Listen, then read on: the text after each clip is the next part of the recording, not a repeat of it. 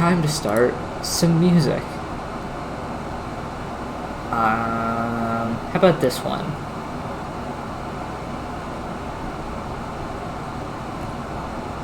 Since we're jumping into creepy nighttime, that feels good. I'm gonna use my imagination. Yeah, just really focus in.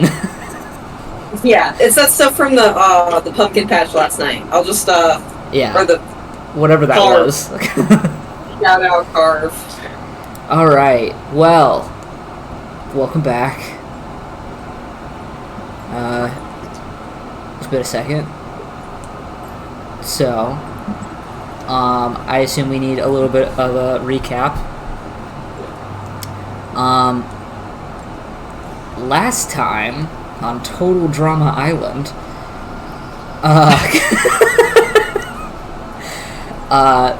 Arathar, Gore, and Uldet had been making their way from the edge of the island towards the center, where this kind of horseshoe shape met in the middle and across from this little tiny island in the middle of the bay. Last time we immediately picked up with Gore sprinting into the woods and straight into a fight with an assassin vine that turned into a bigger assassin vine. And then the party continued on forward. Down the center path, they eventually found the remnants of what seemed to be a town. Many of the dwellings there crushed or broken or melted or disintegrating or various combinations of things. As well as finding a larger stone structure right near the water with some very ornate carvings on it. In there, they found some interesting objects, as well as a body. This body seemed to be a person who was made of plants, who had semi-recently died, and their entire abdomens had split open, turning to mulch on the inside and giving way for one just really bright green large sprout. They had moved the body out into one of the broken stone structures out near what seemed to be like a gardening farming patch. And had moved back inside, found a entrance to yet another secret tunnel, and had started to make a plan to, after the night and after these two watches throughout the night, make their way through the tunnel, hopefully, it seems like, towards this smaller middle island and whatever it held, because it seems to be exuding some strange vibes. So I think we left off with Arathar being the one who's up on watch, alone in the night, kind of positioned in this stone building, being able to look out, if he looks to his right, over the water towards the island, and to his left, out the doorway into this ruin of a town. So, as we pick back up, reminder of what he saw before we stopped. The humming that the island seemed to do occasionally had returned. That one where it's so low and quiet that you don't really notice it most of the time. But the second your brain starts to pick up on it and tries to key into it, to listen harder, it almost seemed to disappear. It had gotten louder, a little bit more noticeable, though still it was hard to pinpoint exactly where it was coming from. It seemed more centered around the area that you're in, but still difficult to listen to. As well, the silence that would be outside, only broken up by the sounds of the water or the wind through the trees, or the occasional bit of noise from the fauna that still exists here, but it's still quieter than you expect an almost jungle to be. As well, before your companions had gone to bed, Arathar, you remember Oldet mentioning that something was moving up in the snow on the mountain. Still, it was...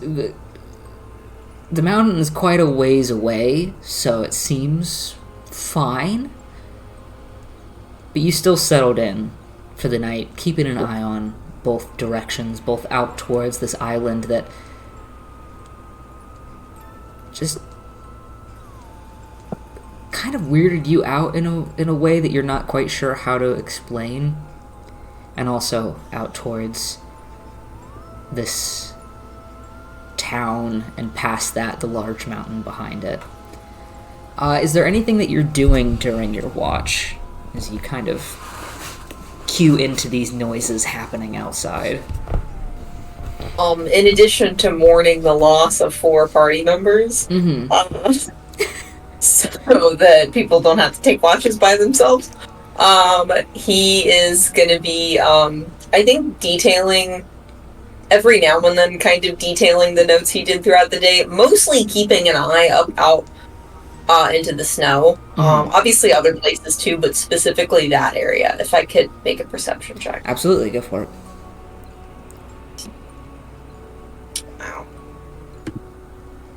Wow. It's not terrible. It's not ideal. 14. 14. You keep an eye out as you continue journaling and trying to recount and remember everything that happened in the day prior.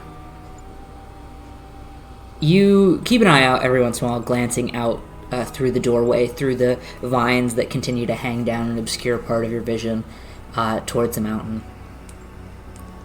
After a while, a couple, 2 hours maybe, you do kind of look back over towards the mountain and see way up in the distance that kind of puff of snow, as if something had hit and just churned up a bunch of snow for a moment. You swear in the distance you can almost hear the sounds of rocks colliding, but then you remember the floating islands and how they seem to shift throughout the day and throughout the night. That eases your nerves just a little. Though as you look back up towards the snow again, you can still see that there was or is some sort of movement. You said that's the puff, right? Mm-hmm. Okay, cool.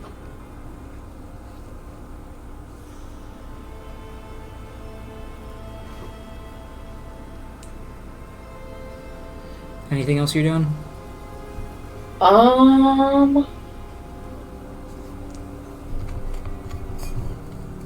Sorry, I'm writing frantically. Oh, I good. think he'll just keep an eye up there. Mm-hmm. He's not gonna get up and walk around. He's gonna stay where he is until his watch is over. Okay. You continue to kind of press your back against the stone and continue to write until you feel that you've documented about everything you can / should. Folding the bits of leaf parchment that you had gathered earlier and putting them in your bag, you kind of settle into the quiet cold. It is much colder at night than it was earlier in the day. The winter has settled in nearly within the passing months, and though this island is definitely more tropical, the wind picks up a definite chill from down the mountain as the night has settled in. It's pretty damn cold. You continue to huddle up underneath your blankets and try to stave off kind of a bone-aching shiver, but you continue watching. You hear those noises intermittently again. But you continue to sit. You get about halfway through your watch when that humming really starts to be noticeable to you. It almost feels like, less so than sounds like, it's stronger. You try to again listen into it, but it's almost like a trick of the brain. You can hear the humming, feel it somewhere around you, but you can't quite pinpoint its exact origin. You hear something like stones hitting against each other in the distance, and you look out towards the water instead, and you can see where another one of the floating islands has shifted just a bit closer to the water, it seemingly bouncing off another and just gently moving throughout the sky. Though when you look towards the water, you can almost see the reverberations of this humming along the top, the surface of the water, almost as if the sound is bouncing off of it and making it louder. The sound seems to be coming from around you somewhere near the center of this island. But the more it seems to bounce off the water, the more confusing it gets, and the more your ears don't seem to want to hear it. It's very strange and distracting in that dissociative way, where you've forgotten what you were trying to think of. That feeling of, I know I was about to think something, but it just kind of ends in frustration.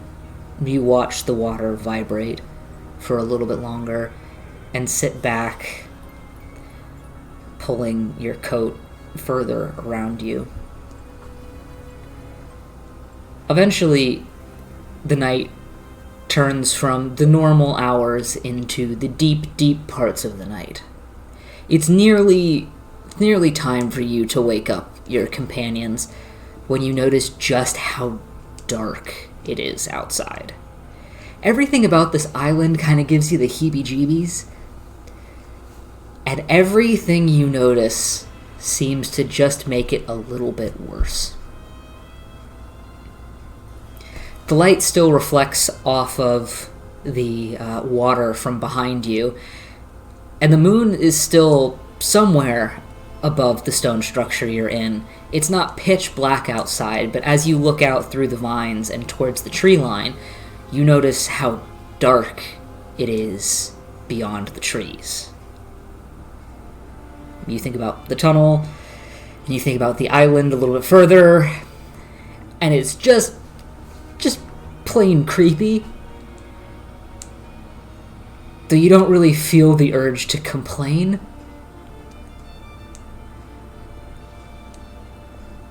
It's about the time that feels like the amount of time that you should have waited to wake up your companions when you start to hear another sound.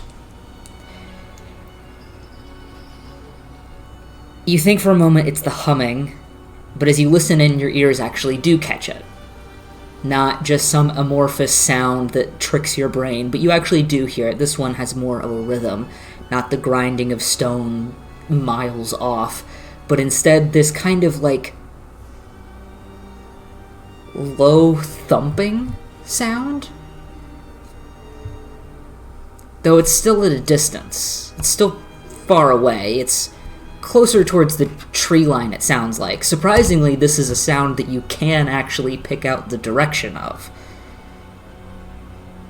It's definitely still a bit off, but from where you're seated, you can just tell the general direction it's in. That's fun. Does since I can more pinpoint the direction of that, if I sit there for a while, can I tell? Not a while being like minutes, but maybe like a minute or two. Can I tell if this is headed towards our camp or away from it, or just on the outskirts? Yeah, make a perception check for me. Another one. Great.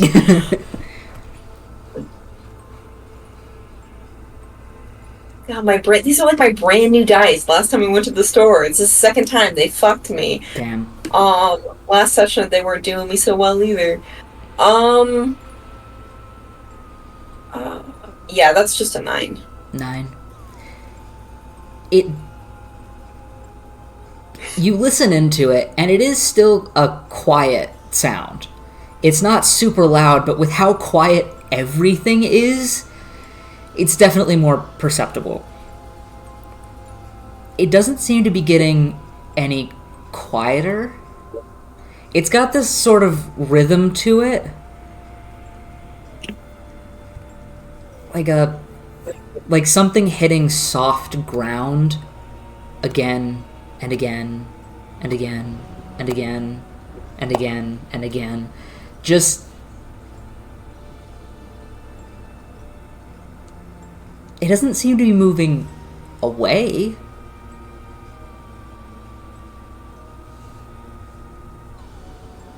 Just to my own personal, this is the last thing. Because I am the way I am and I forget things, he doesn't. Is there anything we've learned since we've been here, anything that Old Death said that can maybe clue that in as to what that might be? Also, maybe Imlith knowledge, if that's...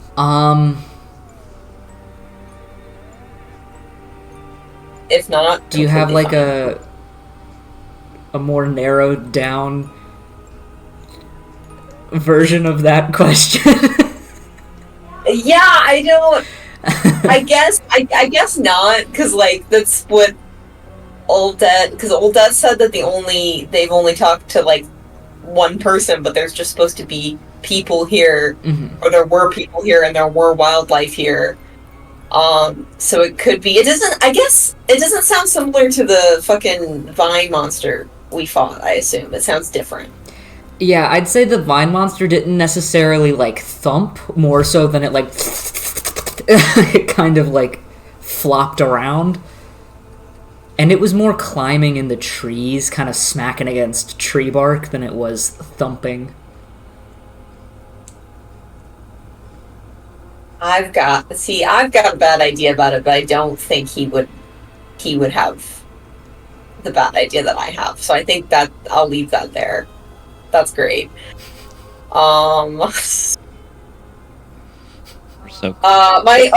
This was related but not. The poofing in the snow, that doesn't get closer at all, does it? Or does it stay where it is throughout the watch? What was your original perception check? Like a 14? It was a 14. 14, yeah. 14. I'd say he definitely notices it up the mountain a little bit, and then above where, like, the tree line on the mountain starts, and then he loses sight of it. So it is going down the mountain. That's cool. Yeah, okay. If it's time to wake up Gore, he'll go, wake Gore up. I'd say you're probably waking Gore up, like, 45 minutes, an hour early, but, you know, it's basically the same. You were gonna give him a little extra time, but you know what? He doesn't get the extra time anymore. No. He's gonna, kind of go over and nudge his shoulder, kind of waking it up the usual. Yeah. Or we'll just sit up. Gore, I will say, as you wake up, there's a moment where, like, you blink your eyes, and for a second, everything is in, like, shades of, like, a greenish blue, and then it goes back.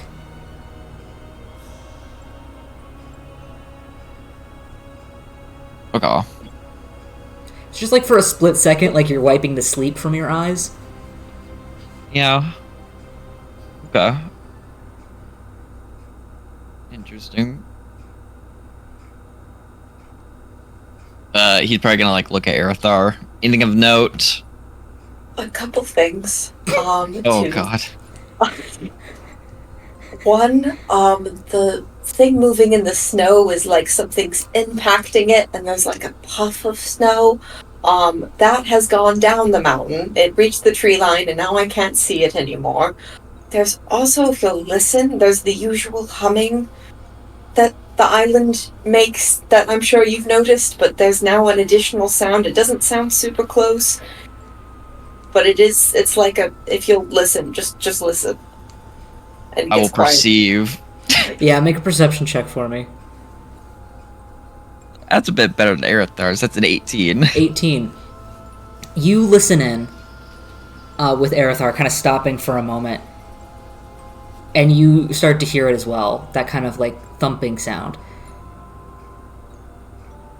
Except as you start to listen into it, Arathar, I think you'd notice this as well, it's a bit easier to hear than you thought Arathar was going to indicate. And Arathar, now as you listen into it, it definitely sounds a little bit louder than it was a couple minutes ago.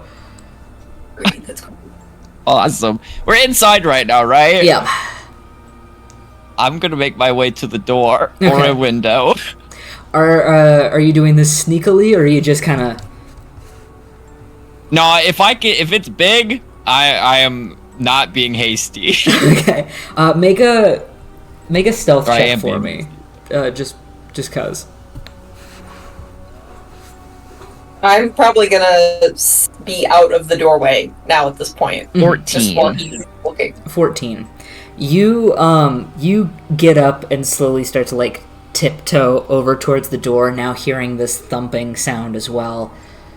It's a pretty standard rhythm, though it's not like an impact, it's not like a super loud boom boom boom, more so than it is just a low thump.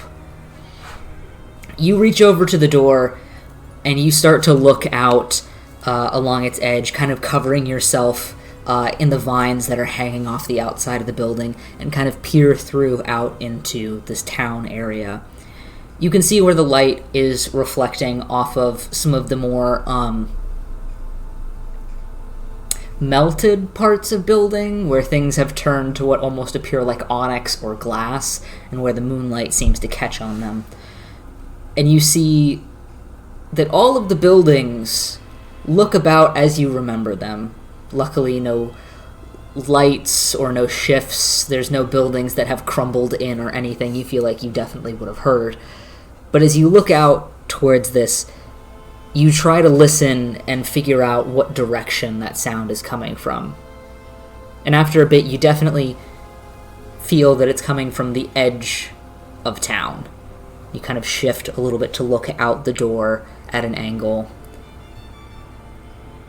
And it's about then that you start to see a shadow. Mm-hmm. This hulking shadow, I would describe it as. And you start to realize the soft yet pounding footfalls are now starting to appear from the tree line opposite the water. After a couple moments, Arathar, I'm assuming maybe you start to get a little bit closer to the door from coming to wake up Gore. And Gore, as Arathar starts to approach, you see it finally curve from around the trailhead that you remember leading up towards the mountain. And curving around towards the town, you see, standing perhaps 12, 13 feet tall, this broad, huge shape of a creature. It's covered in strange foliage, it looks like, though it's hard to see from this distance. This creature emerges from the mountain path. After a couple more steps of it just kind of lumbering into town slowly, the moonlight finally catches it after it leaves the cover of the canopy. And you see it now. It's bipedal feet looking more like stalks of fungi. And its head hung forward as if it's watching its steps carefully in the night forms the shape of a huge mushroom. And its body is covered in smaller fungi and vines, though in places it also seems to have bits of ice that hang from bruised and frostbitten skin. It looks like it's limping slightly. And as you take another closer look, you can see down at its feet, one of its legs is rotting and turning purplish hues. It's holding one of its giant arms up towards its chest with something round in the middle, and there's this piece of cloth that's made from different woven vines that's slung across its shoulders. But it moves very slowly, and it seems to step over certain pieces of broken stone that are littered about as it just kind of slowly starts to make its way from the very edge of town towards the center. Just a careful rhythm, just thunk, thunk, thunk, thunk, with just the slightest bit of limp. I think it's gonna be like one of those horror movie moments where Gor and Arathar just...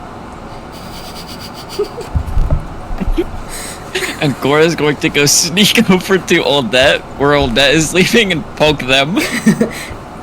You know when you wake like a dog, and the dog like... and like the ears like...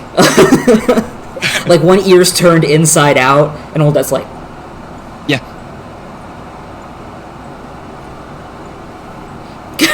fixes their ear and sneaks over with you towards the door. I imagine it's like the Three Stooges now, just like... But you kind of point through the doorway. By this point, Arathar, it's gotten close enough that you can also see the everything about this creature. Yeah. It's... I'd like to point out that these huge arms that nearly would reach down towards the ground, huge arms, just one holding on to this thing, and you see the other three-fingered hand kind of reach up and like push a fence back into place and then continue walking.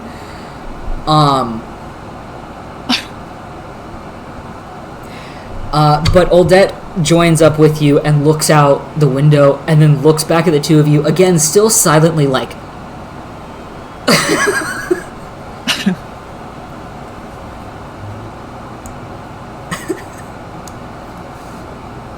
Think he's friendly?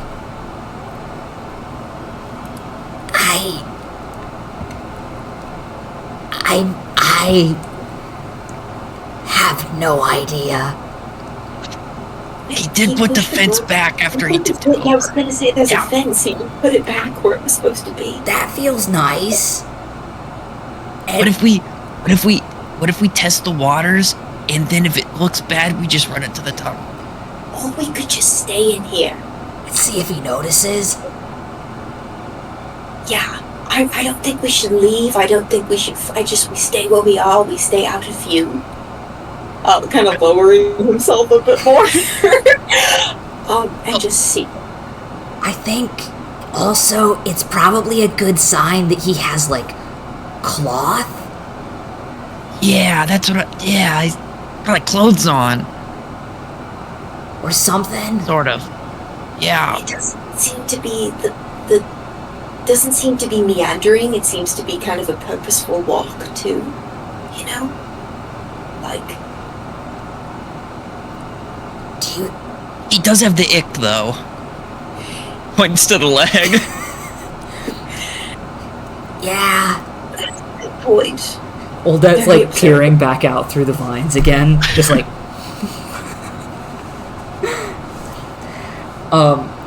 I assume the two of you also turn to look.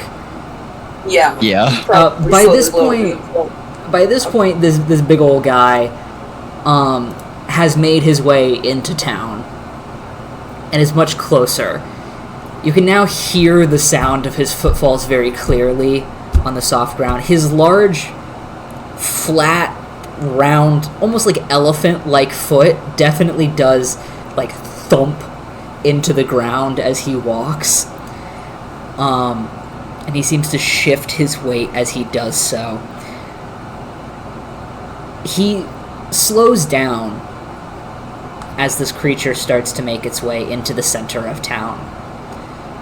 It walks up to where that large, like, farming garden patch is, off from the center of where you guys are. It kind of stops for a second and starts to turn its head to look around, though so far you haven't been able to see any eyes.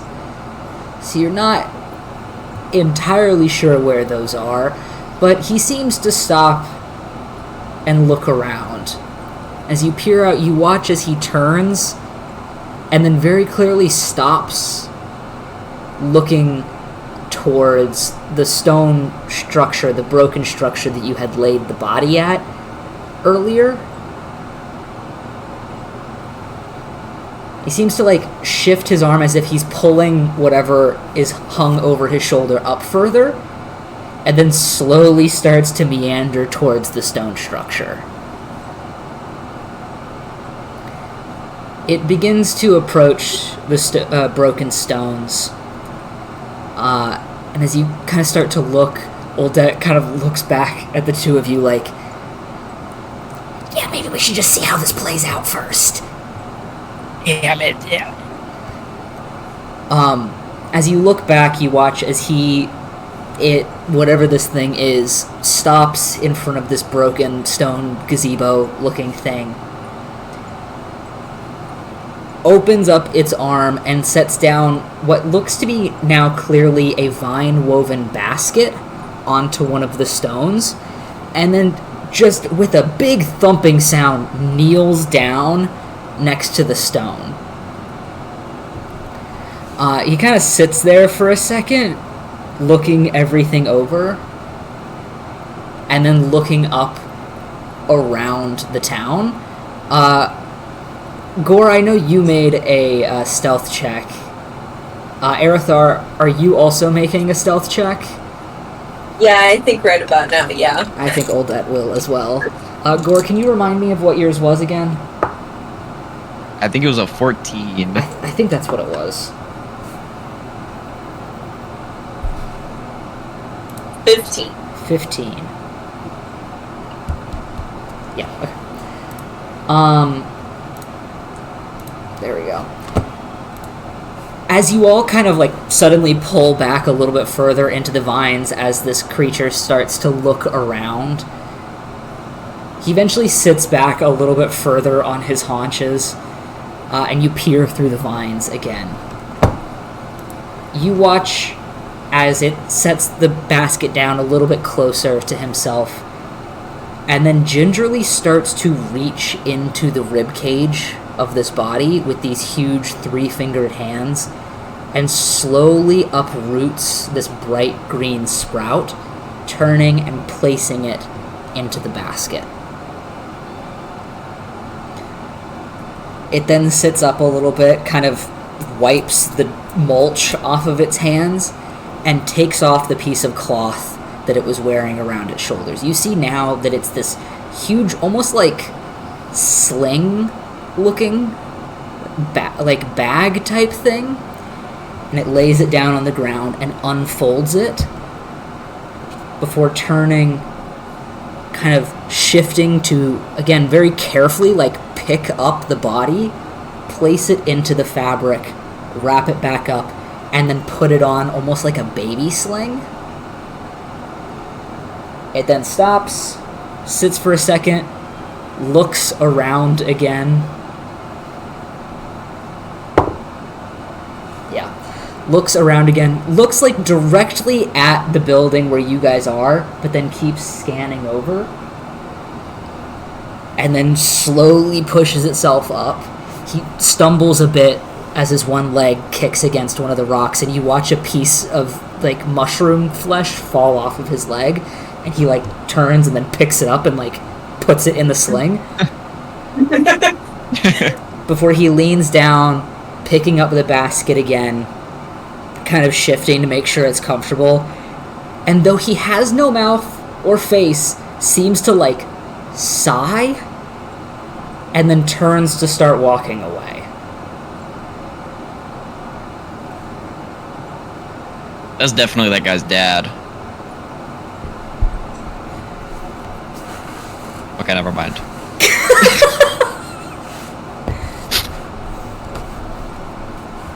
I mean, he seems nice.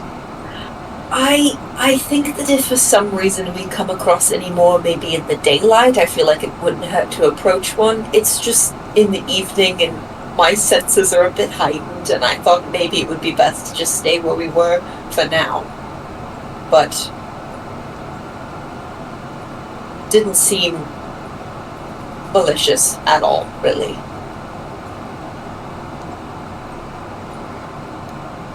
He seems like he's just kind of, I don't know, like doing a job? Or like Yeah, cleaning up? I don't know. scouting, maybe? I don't know, I Hopefully didn't really... Hopefully it's not a kidnapping. That would be unfortunate. It was a very slow kidnapping if it was. Especially if they were like, because it seemed like they had a very strong feeling that someone was here. It was definitely really a slow kidnapping. Didn't really seem urgent if they thought they were being watched. But who knows? You might be onto something. DM question. Did the sound start when maybe, this is a retroactive thing, when the impact past the tree line, is that maybe when the sound started, like getting closer? Did it like coincide? I'd say you could probably hazard that guess that the thumping sound at least started a bit after it got to the tree line. Obviously that's still quite a distance away, but it was definitely post snow stuff stopping. Yeah.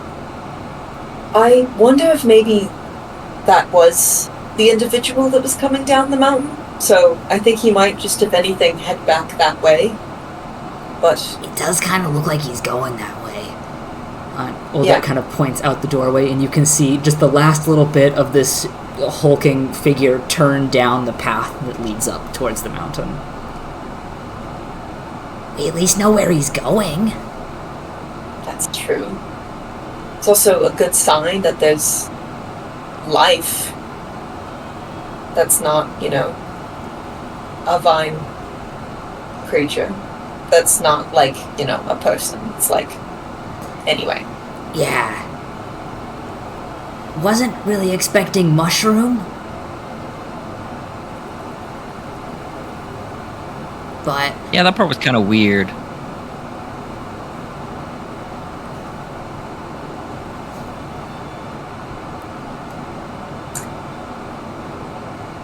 if it wasn't the middle of the night and he wasn't picking up a body that we definitely put out there, I probably would have liked to try to speak with whoever that maybe was, but it just feels like a weird time. Yeah, he's probably grieving. So...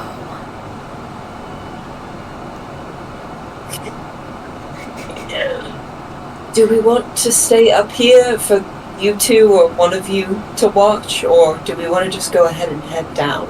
Or do we think it's fine? No, you're gonna get some sleep. Points Well, at Erekar. I wasn't saying I wasn't going to sleep. I was going to say before. Yeah. Sleep. But So far I feel like we can see pretty well up here. Maybe we just stay put. He didn't seem to see us, so... No. I mean, depending on how, if that had played out differently, I would have wanted to go down, but I'm fine with staying up here, so. Yeah. Yeah, there's no telling what's down there. It's true. He's gonna head back over towards his stuff and head to bed. Well, that kind of continues to, like, peer out the doorway for a little while. Gore, I'm assuming you stay up for watch.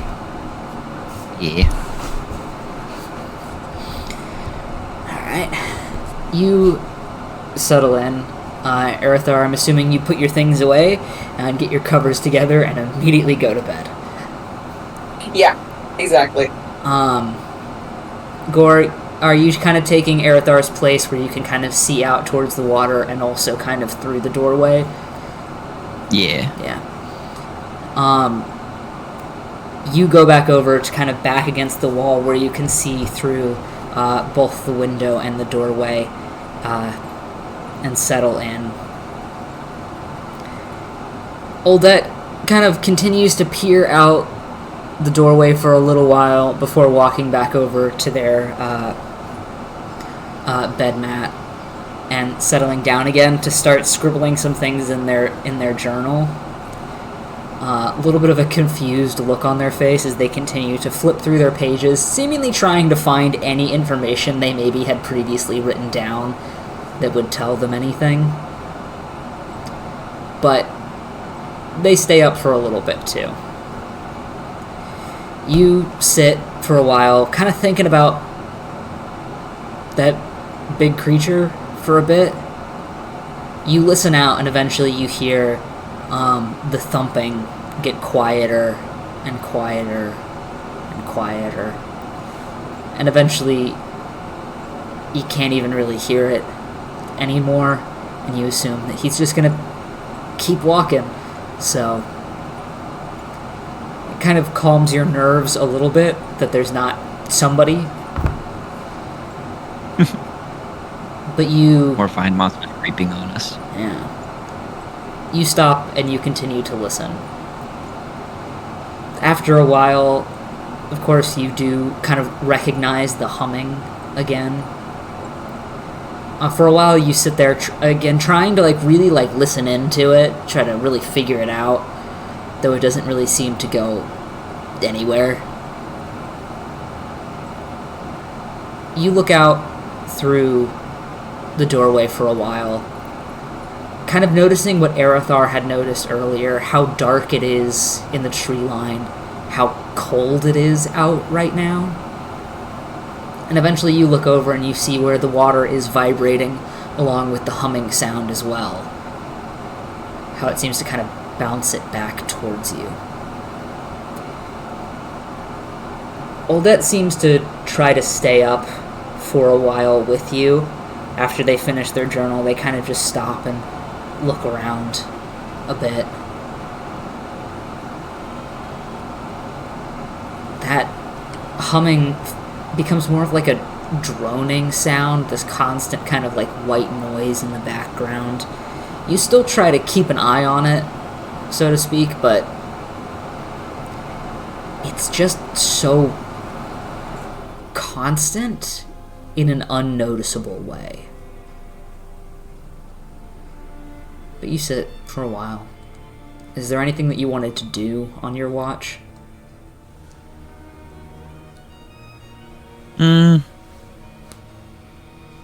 I think he'll just journal. Write his book. You sit and you write in your journal and you keep an eye out. Oh, would you like to make a perception check for me? Yes. 16. Alright. You look out towards the water, out towards the island, and back towards town. The vibrating of the water seems to ebb and flow with the sound of the humming, but you also take a little bit to just kind of stare at the island out across the water. It still has that weird sense of deja vu that kind of bubbles up in you, and it kind of makes you shiver a little bit. Again, the heebie-jeebies. But you continue to sit, you journal a little bit more, and after a while, the hours are passing, and it's just really dragging on. The adrenaline from being woken up and there being a thing outside now wearing off back again into that post-adrenaline slump. And you're kind of just staring at your journal for a bit. And you feel your eyes start to unfocus slightly. Kind of vision starting to fuzz over. You focus them back in, kind of pulling yourself back to, only for it to fuzz over, and then you blink your eyes again, and it fuzzes over again. And as you sit there for a second, eyes unfocused, vision blurry, the blur starts to look refractive. And for a split second, as if you blinked and suddenly it was there and then gone, you see the seafloor. Pitch black, cold. But off in the distance, a greenish blue light flickering, like a flame, casting strange light over the sand. Eventually your eyes blink again and it's gone, and you blink again and the fuzz and the unfocusedness of your eyes goes back to normal. There's this strange sense somewhere in the back of your mind of it deeper. It's deeper.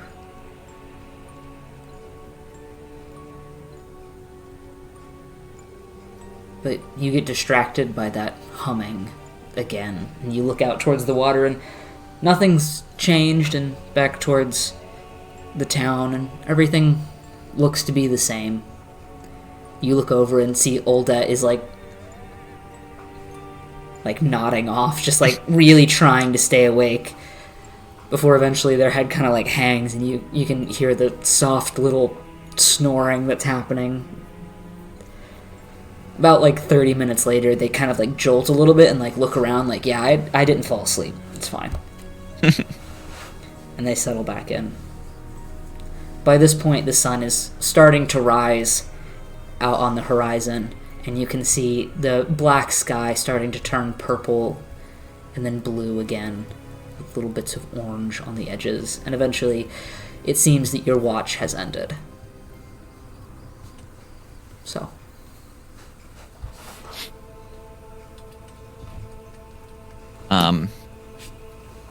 I think he'll probably notice that it's probably time to go into the abyss. Secret and and he'll get up and probably nudge Arithar awake. Mm-hmm. Kind of wakes up with a bit more of a startle than normal, but kind of shakes it off and nods and gets his stuff together.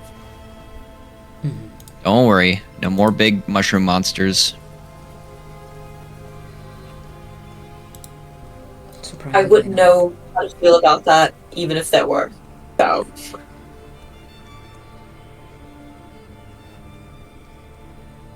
Makes sense. Mm-hmm. You both get up. Or probably. Oh, sorry. I was gonna say you both get up. I was gonna say he. Yeah, Get I your was gonna things say he's together. going to gather his. Yeah. Oldet packs their things up as well, stretching. You can feel the air is not quite as biting cold, though it still has a bit of chill on them. Wind is picking up a little bit, and as you look through the window again out towards the now lightening sky, you can see where some of the floating islands have indeed shifted throughout the night. Now that you think about it, that humming sound doesn't feel quite as apparent. And as you look out towards the water, it doesn't seem to be vibrating like it was previously. Checking again one more time, I assume at least one of you kind of looks through the doorway out towards where the body used to be, and it sure is gone, and up towards the mountain. You don't see any snow churning up now, and you don't see any large creature in the woods, and you don't hear the thumping sound, so you assume whatever that was went on its way. You're all again left in this small stone room, standing in front of a kind of propped open circular hole in the floor. Large stone coin-like shape propped open, kind of leading down into the darkness below it. So, I'm going to cue this up. And what you guys doing?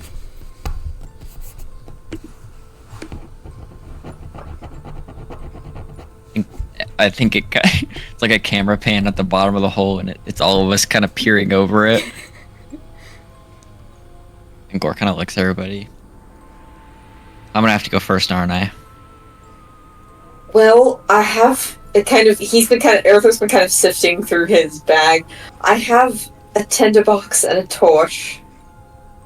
These are also moments where I really wish I had some light spells. Otherwise, I would go first. But if you're offering, I'm not going to argue with you. Hold on, I don't think he has dark vision. Are you serious? Hold on, let me see. I don't think he does. That's a good question. God. Yeah, I do. Yeah, okay. Yeah. Oldet does. He does not. That's I don't think. so funny. I don't.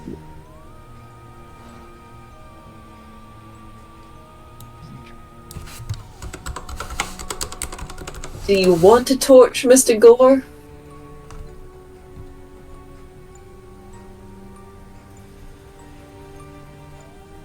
He doesn't. It does. It looks like he. Yeah. does not. Yeah. Yes, please. Cat pulls out. I cannot see in the dark. I can also go down first.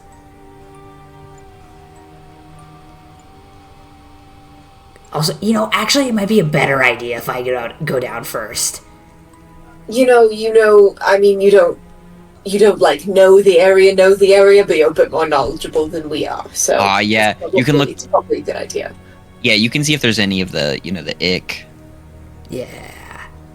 I don't know why I started calling it that, but I'm That gonna just stick with started it. last night.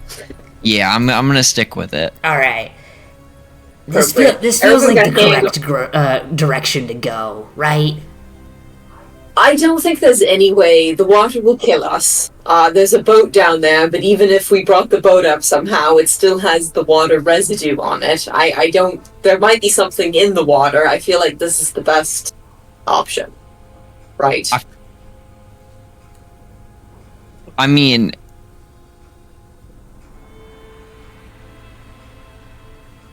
it seems okay. Okay. I say best option, not great, but still better than... Because if we go in the water, we're most definitely going to get injured. So... Yeah. Also, it's probably the safest point on the island. You have a point. Oldet, do you want the torch? I'm gonna get down there first, and then you bring the torch with you. Okay.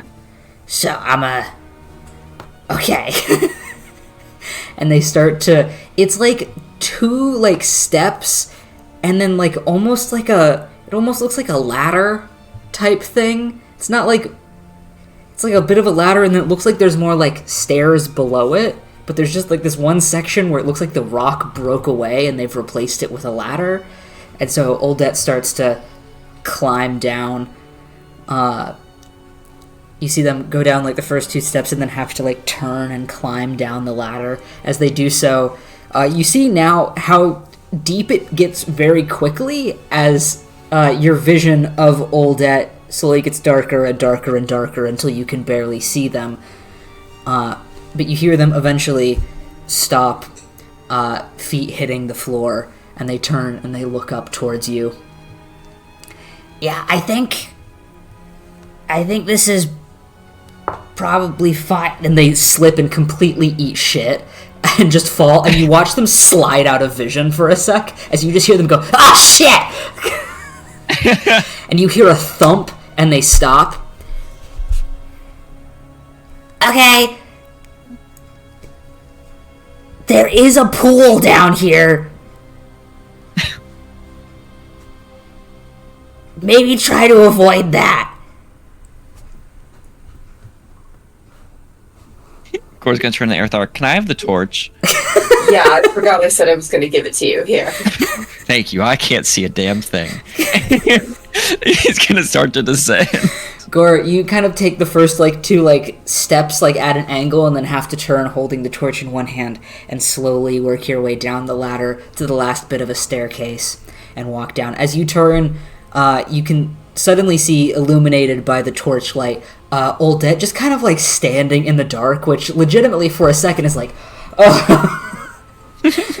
But you turn and see what they're talking about. There's this kind of circular ledge and this curved in dip about 3 feet down of what looks to be used to have been a small pond or pool that is completely empty except for the condensation that has dripped down here that Oldet just completely slid down.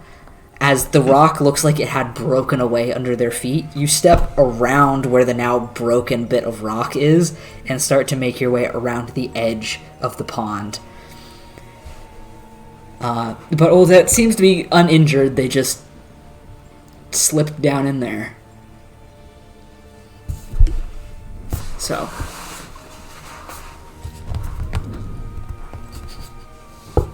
I'll head down there. I think he'll offer them a hand to help out of the pond. Yeah, they crawl up out of it. Okay, so now we know that the rock isn't the sturdiest, apparently, but... Yeah. So what a weird spot for this. Yeah. Anyway, and Oldet turns to see if Aerithar is... Yeah, he's gonna start headed down. Yeah. You climb down as well, kind of finally hitting the last step and turning towards your companions as the rock starts to crumble a little bit at your feet as well, and you kind of back away over towards Gore as you watch another piece of the stone kind of crumble and fall into what used to be a pond.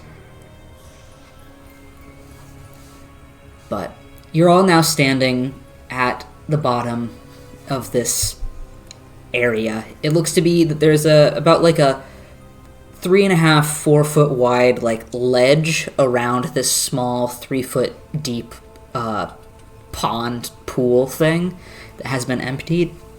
And on the opposite side of where the ladder was, there appears to be kind of a open doorway type thing. It seems to curve down again into whatever lay beyond. So, I'm assuming maybe I go first. We just kind of keep a single file line. Yes, maybe you and then Gore. And then me, or me, you, Gore. I should be in the middle. Yeah, because you can't see. That's Here's why the I was torch my initial rack. idea. I just know sometimes you like to be in the back, so I was just, but you can't see anything, so. Alright. Well, here we go. Yeah. Oldet turns and starts to make their way towards this archway.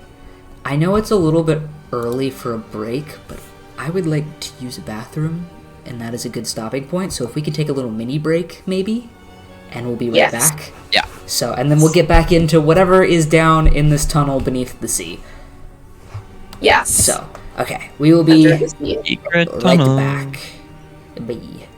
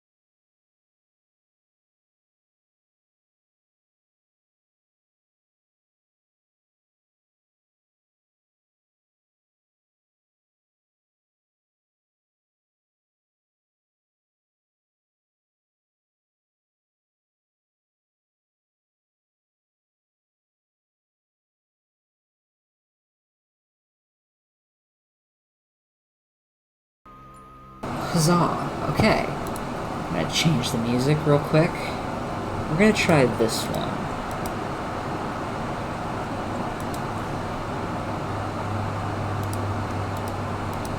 Oh, cave sounds, maybe? Yeah. What's this one?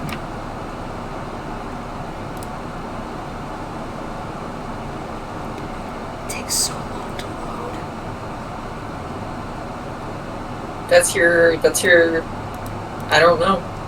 I was trying to think of a word, and just nothing came. Yeah. So, neither did I, We're just gonna go with cave sounds.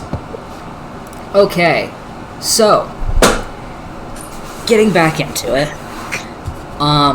You should putting that fucking thing on Jingle's playlist. I'm so sorry. It started playing in my head. Wait, sorry, Blue. I'm sorry. Keep on keeping on. I'm gonna need to see Jingles' playlist at some point. I can give it to you right now. It's got 3 songs on it. God, I love that. Yeah, go ahead and send it to me. I'm gonna start monologuing. So, Oldette turns and begins to lead you two through this doorway.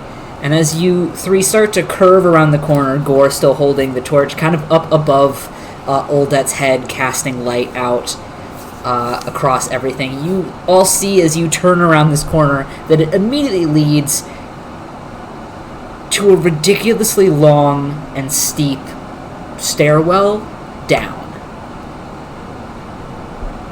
Immediately, it looks like that this staircase descends quickly and swiftly deeper beneath what you're assuming is down towards the floor of this bay that you're having to cross under. Well, that kind of turns and confirms with the three of you, and then immediately begins to make their way down this staircase. You can see, as you start to move down, that there are several sconces that used to be lit along the stairwell, way up towards the top of this steep room as you continue down, though obviously have since burnt out in the time since probably they were last used. You continue on down further, and at first you guys are just kind of walking for a while.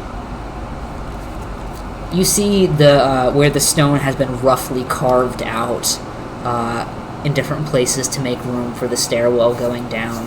You can see that this isn't like a artisanal build. This was definitely something made for convenience more so than for art, as the stairs are not all the same shape or height or width. It was done by the people who could do it, it seems like. Every once in a while you see where vines have started to grow through pieces of the stone, where the roots of the vines more so have peeked through. You find a couple bits of lichen in places that seem to be growing without light down here, and eventually a bit further where water is dripping through part of the stone, you can see little mushrooms growing from the edge. But you continue on down, and the walk down takes a while. Every once in a while you kind of, Arithar, you kind of like look back up the stairs, and at a certain point, looking back behind you, you see the stairs ascend up, and you don't see the top anymore, and you realize, oh, this is a deep staircase. But you continue on forward, and forward, and forward, then a bit more forward, and it's getting to the point where you're starting to think, maybe this staircase just like doesn't end. When finally, Gore, you start to see the light from your torch reflect off of what looks to be kind of like a slightly wet stone floor ahead of you. Eventually, you all make it down this ridiculously long staircase, kind of legs a little bit teetery for you, Arithar, having to like kind of hold yourself up down this staircase the entire time, especially with some of the stairs being slick and you having to like catch yourself on the walls not to eat shit. But you make it to the end of this stairwell, And you see again how it turns into another very large, open kind of walkway.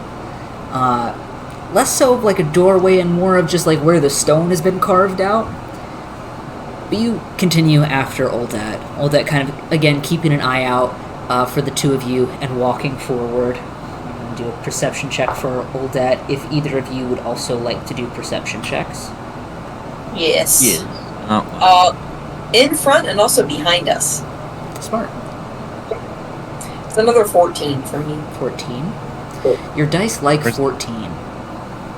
Well, they like rolling just straight. I've only rolled one straight double-digit number the whole time so far. He likes single digits tonight. I would say Gore wants to look, but he got a 2, so I don't think he wants to. I think he keeps trying to look, but then he kind of like leans a bit further, and then suddenly his face is directly in front of the torch, and then his eyes are like, So you have to blink a couple times. You just kind of keep your distance from the torch and continue walking. You continue on a bit further, Oldet kind of peering through this archway before walking forward, and you kind of hear them mutter under their breath, "Oh shit." Kind of like, not like bad, but kind of like in awe as the rest of you step through this doorway. As the kind of area that you're in quickly makes a sharp right turn, as if pointing out towards the water now instead of kind of going down along the side of the bank. You look out towards a kind of baffling sight.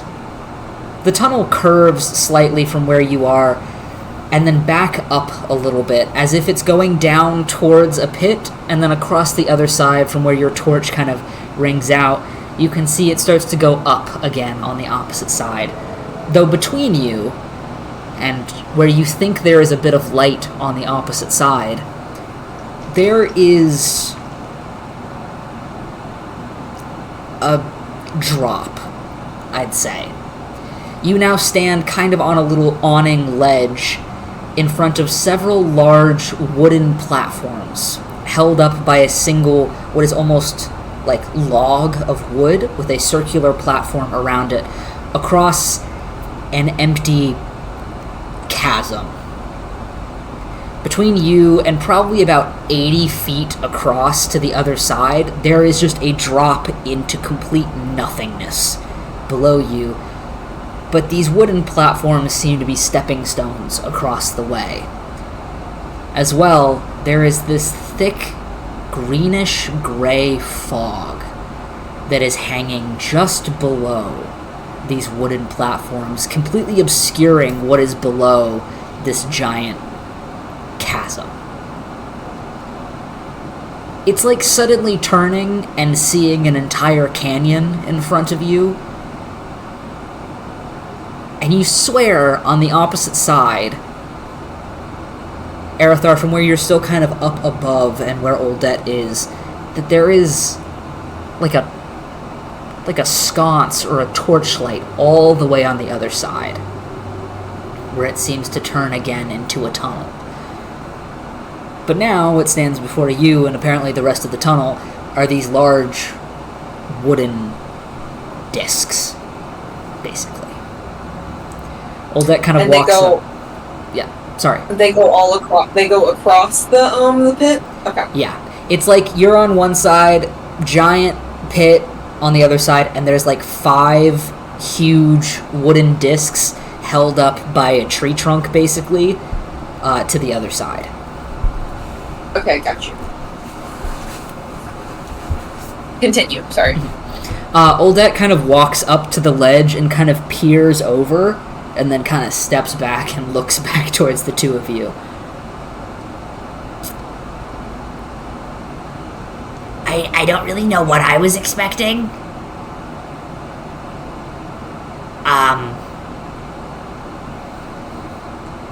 Anyway.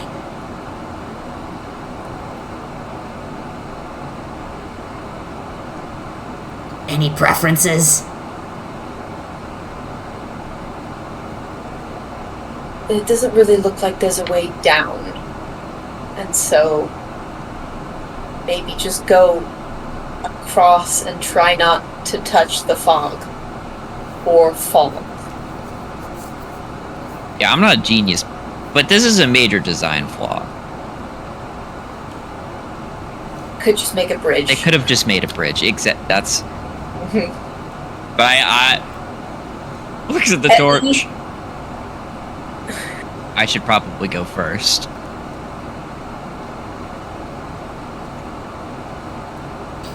You can probably see a bit better in here.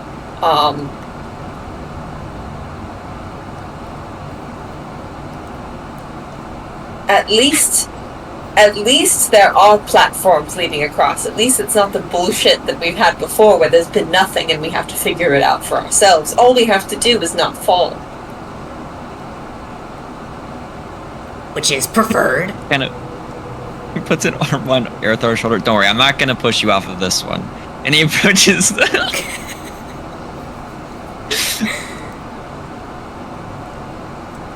did do that, didn't he? He did push him. I forgot about that.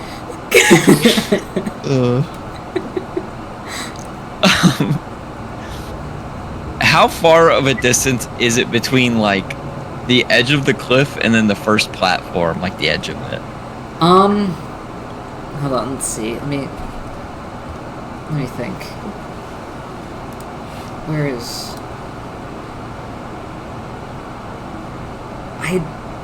I'd say it's like a little bit too far to be comfortable. I'd say this is probably gonna be for you. You probably can do it a little bit easier than Aerothar probably could. I'd say it's probably like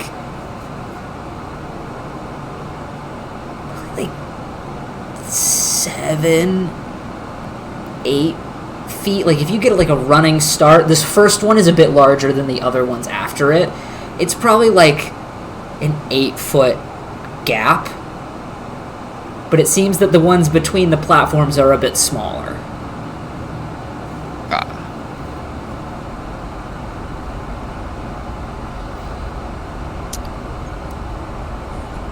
He's gonna glance back.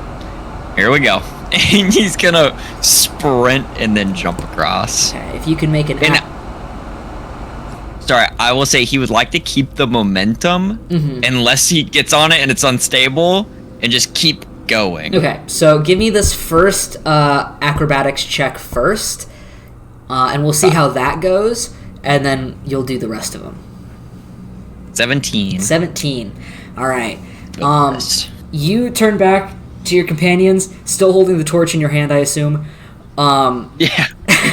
And take a running start to leap over this gap onto this wooden platform. You take a running leap, kind of pushing off from the edge of this cliff and leaping forward. As you do so, you can look down and just see just the vast expanse of this greenish-gray fog, just the absolute just opacity of it beneath you, and you just kind of catch a quick glance of it before you reach over to the opposite side, feet finally landing onto the wooden platform here. And as your feet hit and you feel the sturdiness underneath you, you feel how solid the wood feels, this huge disc of, actually as you look at it, what seems to be a cross-section of a ginormous tree. And you feel a kind of renewed sense of hope in the sturdiness of it, just as your feet hit it and you feel it start to swing. Yeah, there. Yep. It swings slightly as you land on it, and you feel it lurch forward and then back and kind of swing in place, held up by this giant log. Could I get a additional dex, I'll say saving throw for this one, since you didn't know it was going to swing? Natural 20. Natural 20. You feel it start to swing beneath you, and you reach your other hand, not holding the torch, up and hit on the side of this pole in the center and kind of catch your balance. Since you did get a natural 20, would you like to just go ahead and try to do the rest of them? All right. Yeah, he's going to be cool. So I need, let's see. I need 3 more acrobatics checks And then, yeah, we'll do those 3 first. Okay. That one is an 18. Mm-hmm. 22. Okay. And then a 19. Okay. Arathar and Oldet from the side, you watch as Gore takes a running leap, very casually manages to launch himself over the distance, land on this wooden platform, and then you watch his knees kind of buckle for a second as the entire platform shifts and swings slightly. As you watch him, I'm assuming, say some sort of expletive, Yeah. grab onto the side of the tree trunk and then launch himself forward again, as if like jumping over stepping stones. You manage to like jump over the next 3 distances before landing on this last one. I'm assuming using that same momentum.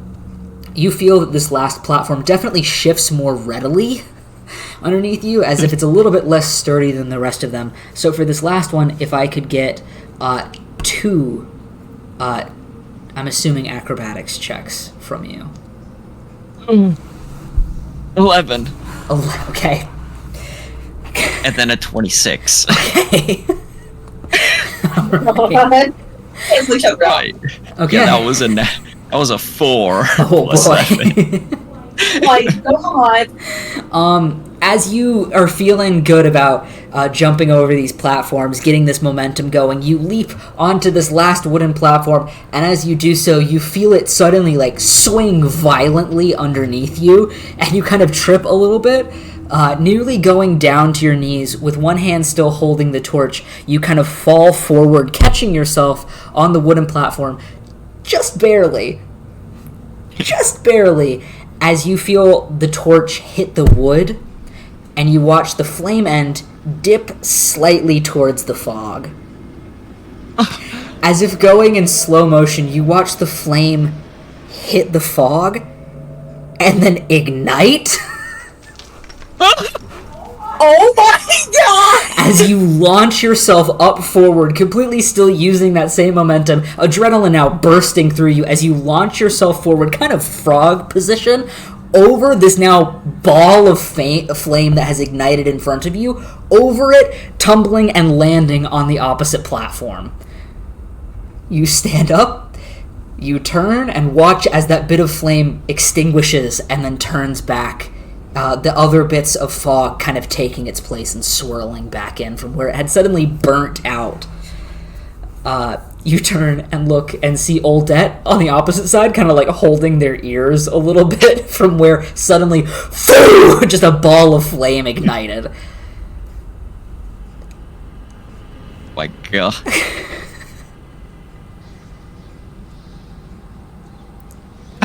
He's gonna point at the last one. Hey, that one sucks.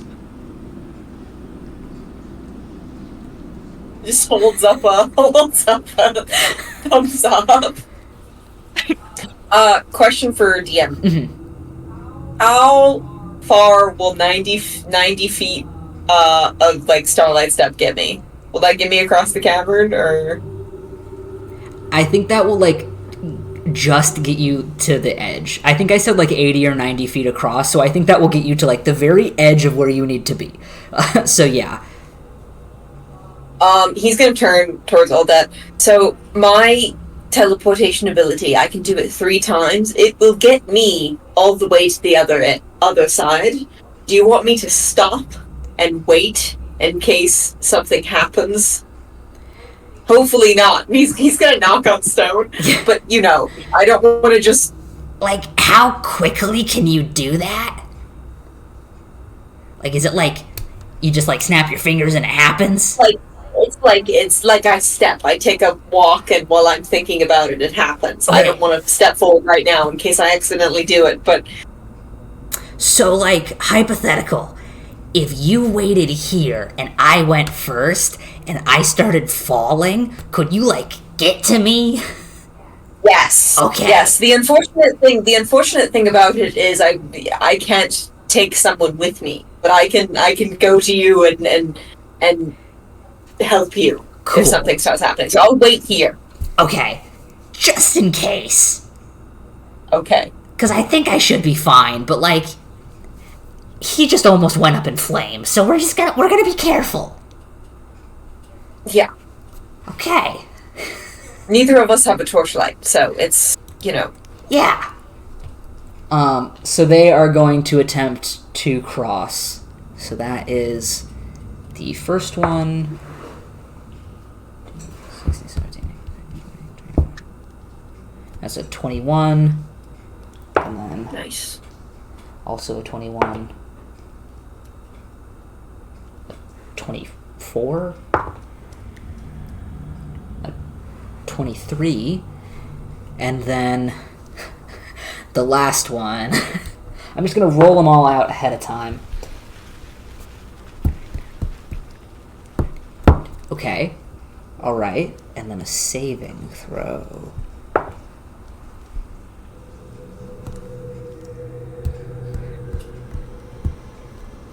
Okay. Oh boy. Okay. Very interesting. Okay, so Oldet kind of like turns from you, Arathar, like, okay. Before turning back and taking a running leap onto the first platform. As they do so, you see where it has finally kind of stopped swinging from where Gore had crossed. It now, as their feet hit, as their paws really hit the wood, it starts to swing violently again. You see them catch their balance as it swings back and then swings forward again. They use that momentum to then, kind of similar to as Gore had done it, kind of stepping stones across the three middle ones. And then you watch as they leap onto the last one. Gore, as you're kind of facing towards where they're facing, you can see you can see them kind of grimace slightly mid-air as they start to land on this last one. As their paws finally hit it, you watch it again swing violently as if it's just barely held on at the top, almost launching them off the side as their claws dig into the bark of the tree in the middle, as it kind of, without their help, really launches them forward towards the platform. You watch as they suddenly go flying, like, claws out first towards where you are, and you watch as their body gets flung across this, like, 8 or 9 foot span, and as they start to fall, you watch them look down towards the fog and try to roll forwards as they almost do a somersault in the air, and their feet catch onto the cliff of this edge as they start to lean backwards and start to fall back into the fog. Make a dex. I'll say dex saving throw for this one for me. As they start to fall, can Arathar start to step forward and try to make his way Yeah, across the... 25. You see them like land and then immediately start to fall backwards, like full cartoon, like arms spinning, trying to keep themselves up, as you just like reach an arm out and grab them by their shirt front and pull them forward. They step forward with you as Arathar, you suddenly appear next to the two of them on this cliff edge, just kind of like all huddled together. I just want both of you to know, they rolled 1 below the DC for the very last roll. Oh my god. So they kind of catch their breath leaning forward and look at the two of you. Now across whatever that was, and they kind of cough a little bit and catch their breath. Okay. We're gonna tell whoever is in charge of this place that they need to do renovations. Bridge. Yeah, bridge seems like a good idea. It can even sway. I understand the need for precautions. It can sway, it can be broken in places, but a bridge overall would just be better. Yeah. Well, Kind of turn and kind of start to take a gander in the next archway. Does it look like just more path or steps? You see now, as you've gotten to the other side, instead of like a sconce like it had looked from the opposite side, there is a large like stone and metal oil bowl kind kind of like one of those. I think of it as like a Roman thing, like those giant Roman bowls that they used to light and have a constant flame. It's a smaller one of those that is off on a small stone pedestal next to this kind of tunnel way in front of you.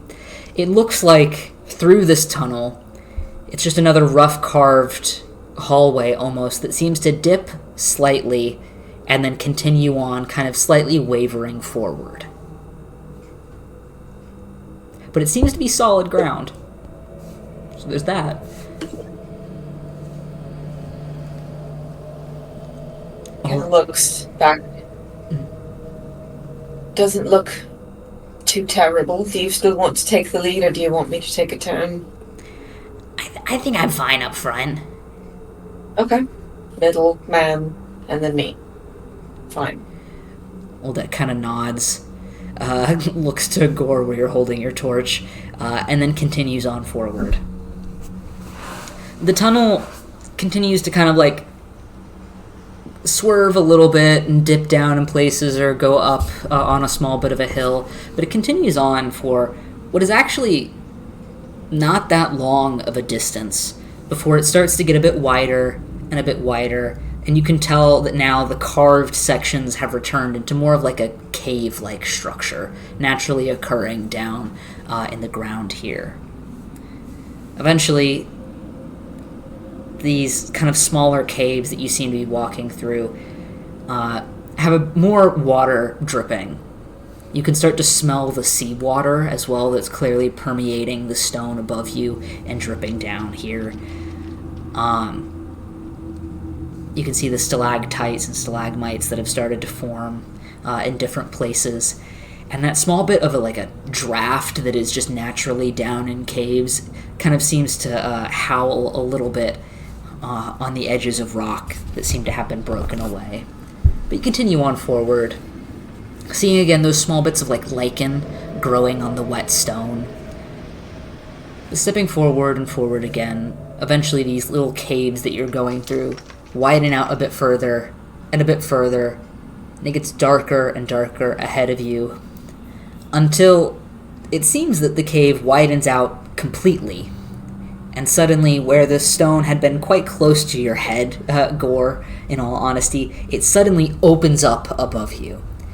And you now stand in front of this huge, cavernous room, though what immediately catches all of your attention is what is directly on the floor in front of you. If you guys would like to give me a new perception check, just to get the details.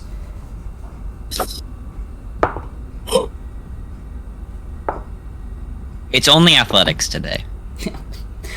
Understandable.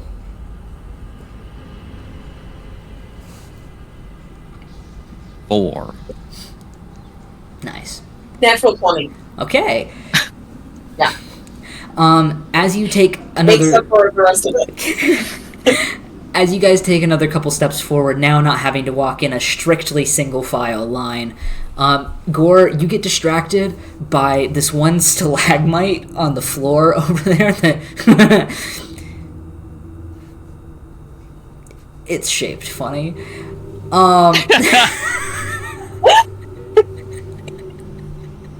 Who's holding this torch? But you continue on following after your companions. Erithar, you've kind of walked up next to Gore by this point, and you can see where Oldette has started to slow down as this cavern suddenly opens up into this huge cave, and ahead of you, you can see these huge, ginormous stalagmites and stalactites existing in this space, and around it, it's almost like a forest of fungi.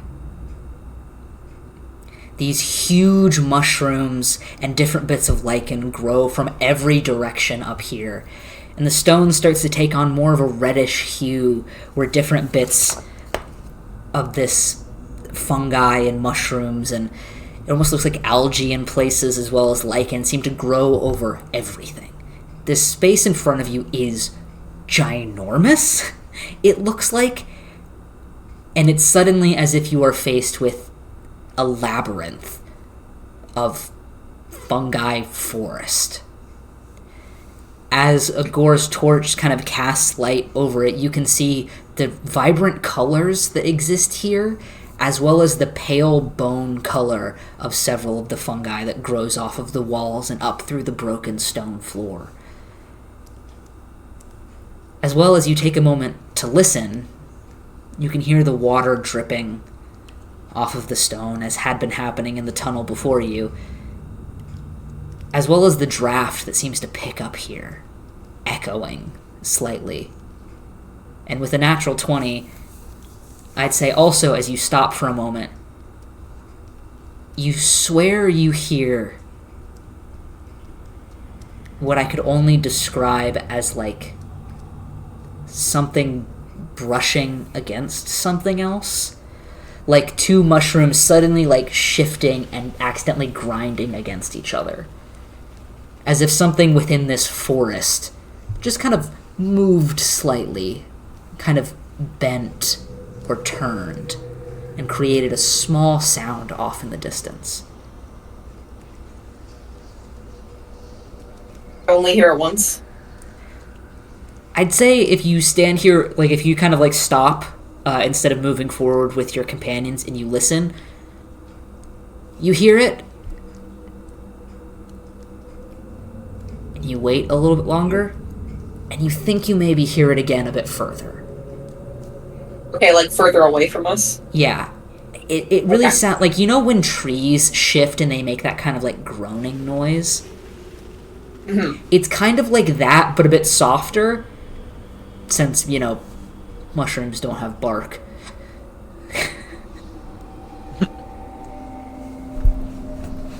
I'm finishing writing this down, sorry. No, absolutely. Oldet has definitely slowed down to a stop by this point and is just kind of looking out towards all of this. Does it look like the path? It looks like the path goes down into it, and then it's a bit of a labyrinth, and then do I see it open up on the other side, or do I just see the fungi forest? I'd say by this point you can kind of see where it dips down into it slightly, and it's not like you can see over the forest, but you can kind of see through it a little bit, and I'd say with a natural 20, you're pretty sure you can see more, like, torchlight on the opposite side, like maybe one of those oil bowls is on the opposite side as well. You think you can see torchlight on the opposite side, but it definitely looks like a trail starts, but then it's just this labyrinth. Yeah, okay. But there's no telling how deep it goes? It looks like you can kind of maybe see the edge on the opposite side, but with how dense everything is and how dark it is down here, save only for your torchlight, it's pretty hard to tell how far it goes. Okay, well, we watched a movie about this recently, so,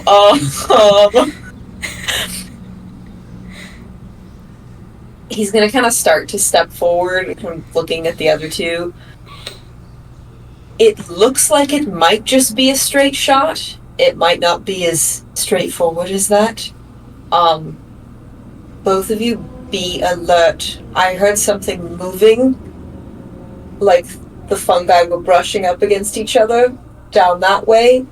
I heard it again, but it was further away. But there's probably something down there. But just to be cautious. It might just be just another one like that gentleman from before. So that might be what it is. But just in case if not. Yeah, probably smart.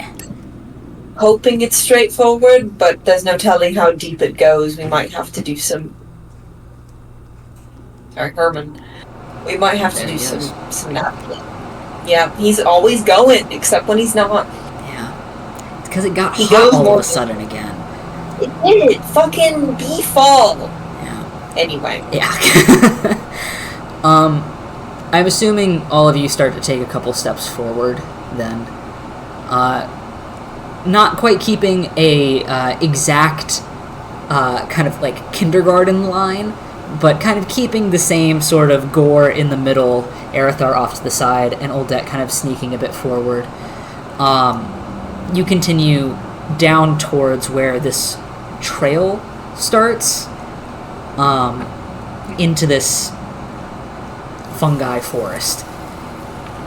As you get down a bit further, you can see where the trail starts to curve into this dense part of these mushrooms and huge stalagmites that grow from the ground here.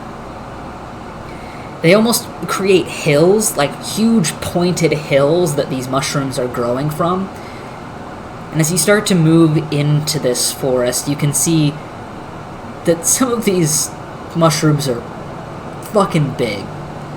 Where above on the surface of the island you had seen trees the size or larger of redwoods, now down here, though these seem to be the size of regular trees, it still feels odd with their shape and texture and the odd earthy smell that comes with everything growing down here. It's so devoid of light that it's still a little baffling that anything could grow down here. You know that fungi often grow in nearly lightless environments, but still, something so pitch black down here feels odd. Gore, you keep your torch a little bit closer to your body, trying not to singe any of the foliage around you, but you all continue forward. And the path starts to get a little bit narrower, and a little bit narrower, and a little bit narrower, to the point where you're having to kind of crawl between trees as you start to go forward. Are we keeping the same order from before? Yeah. Yeah. As you start to move further and further into the space, it's becoming slower and slower going, having to be more careful as you start to gather yourselves and move around these things. At a certain point, you get to a huge stalagmite that goes up over you that causes fungi to grow at odd angles, and you start to have to crawl underneath them. You think you're still on the trail, but you're not entirely sure. Moving forward, if I could get... If either of you have a way to... There's a couple rolls. 2 of them I consider more coin flips, and 3 of them are D10 rolls, so you can split them up however you to choose. But as you start to move forward again, thinking perhaps you're still on the same path, you reach a point where it seems to split. So, as you kind of stop here, Aerithar, I'll still kind of use your perception check a little bit from before. As we get a bit further, you'll have to make a new one. But for right now, you stop, hearing the water dripping in the distance, and you swear you hear that shifting sound much closer. You turn and look, trying to see if any of the things around you are physically moving, but you don't catch it.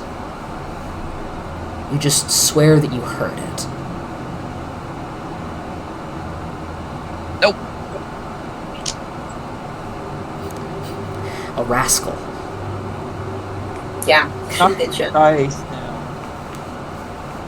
So, would either of you like to do the coin flip for this one? I'll do it. Alright. Also, I'll let you choose for this one. Heads is right, tails is left. Unless you want it to be opposite. Is that the way you want it, or you want it opposite? Okay. Do I have to do a coin flip, or can I choose? Do you want to just choose which direction you go? I know which way Gore would go. Okay. If Gore would like to suddenly speak up in this moment. Guys, I think we should go to the left. If you keep turning left in a maze, eventually you'll get out. Where did you hear that? I came up with it. He starts going down the left. He's not gonna argue. I'm just gonna follow him. As Aerithar, as you start to step after Gore, Oldat moving with you, You feel Oldette kind of like look over at you and just kind of like nod knowingly, like, yep, this adds up, as you continue on forward. Moving past this point, if I could get new perception checks from everyone. 12. It's slightly better. Okay. Is this okay? Yeah, that's the it's a natural 7 that looks almost like a 1. That's the dice I'm using, but hold on, let me add it up because I have proficiency. 13. 13. Okay. Okay, yeah. Moving forward, the path widens out slightly again so that you're not having to kind of like shimmy sideways through certain sections. I assume that you guys are trying to touch as little as possible. Moving forward, eventually you get to another section where a large mushroom kind of grows sideways and you do have to get down on your hands and knees and kind of crawl under it. Are we going back to normal order, or Gore, are you taking up front now? You know what? Just in case anything bad happens, he's gonna lead the way. Alright. You kind of crawl with your torch forward underneath this thing, and as you do so, you start to place your hand down to finish crawling underneath this large mushroom. And as you start to do, you stop yourself like kind of like mid-hand down as you realize what you were about to put your hand on is another one of those like woven leaf parchment things. Like from the place that we were at? Yeah. It's kind of flipped down, so if there's anything on it, you can't see it, but it does look like a piece of that leaf parchment.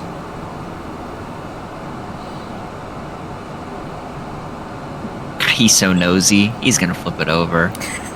Erithar and Oldette, from behind, you see Gore like halfway, like on his hands and knees underneath this large mushroom, just kind of stop. Gore, you reach out, kind of taking the edge of this now kind of soggy, like a little bit soggy on the edge, leaf parchment, and flip it over.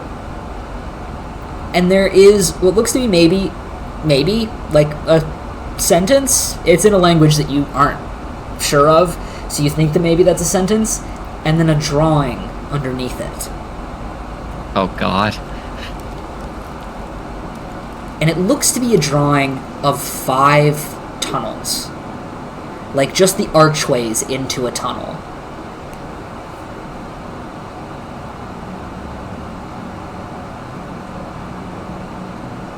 Okay. Is there anything else significant? It's just like little markings inside the entrances, or? It just looks like 5 tunnels. He's gonna reach an arm like between his legs and try and hand them the piece of paper. Erithar, I'm gonna assume he's kind of more in the middle at this point, so he'll reach over and take it. you watch as Gore's hand just suddenly like reaches back and shoves a piece of like slightly wet parchment at you. Yeah. You kind of. Oh, sorry. Oh no, I'm just saying he takes it. I was just gonna amend it. Kind of gingerly takes it, and looks at it. Yeah. You see, it's that language from before, from up top, that kind of like druidic, Sylvan type thing. A sentence at the top, and then a drawing, like an ink drawing of 5 tunnels just descending into darkness. Does it all look like they're headed in the same direction? Yeah, it's like a cave. It's like a drawing of like a curved cave wall with 5 tunnel entrances directly next to them, and it's kind of like that perspective thing where it all just kind of back through the paper into darkness.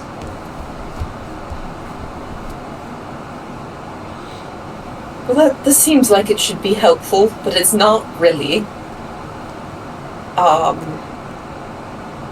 Can I make a fucking insight or intelligence check? Yeah, go for it. Make an intelligence check for me. Gore, while this is happening, are you still on your hands and knees underneath the mushroom, or have you moved to the other side? He's gonna keep going after the paper gets taken. He'll Can I roll this and hold on to the number while we keep moving? Yeah. Okay, cool. I'm just gonna tell you the number, and I'll 23. 23. Okay. You get down onto kind of like the floor is interesting here. It's mostly stone, but every once in a while there's like this little bit of like dirt mulch type situation that all of these mushrooms seem to have like either spewed out or growing from or some sort of thing.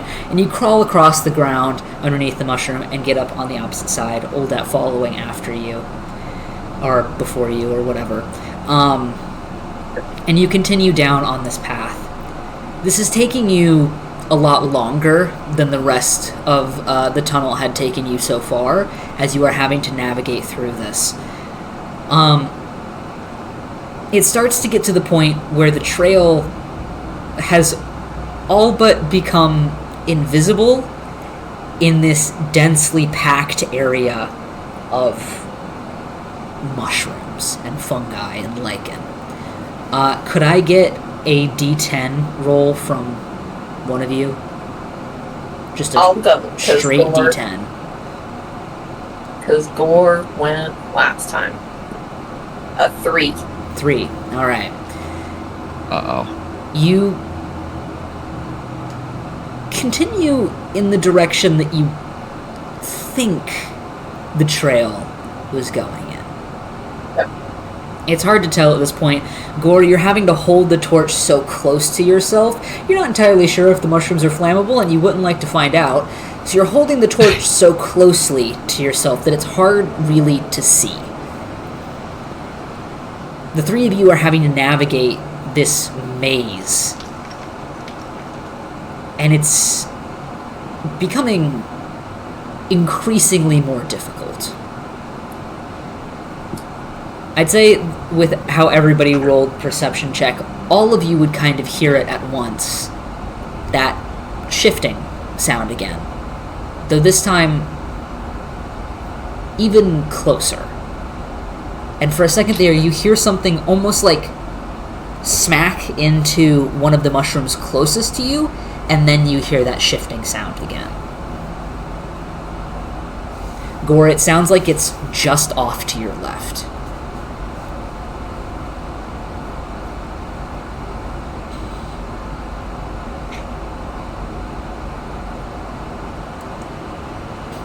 Oh, man. Is it in punching distance? Oh my god. Have I shoved my fist? Maybe? Try clothesline. Whatever. Would you like to try? Yeah. Okay. A terrible idea, but this is exactly what he would do. Make...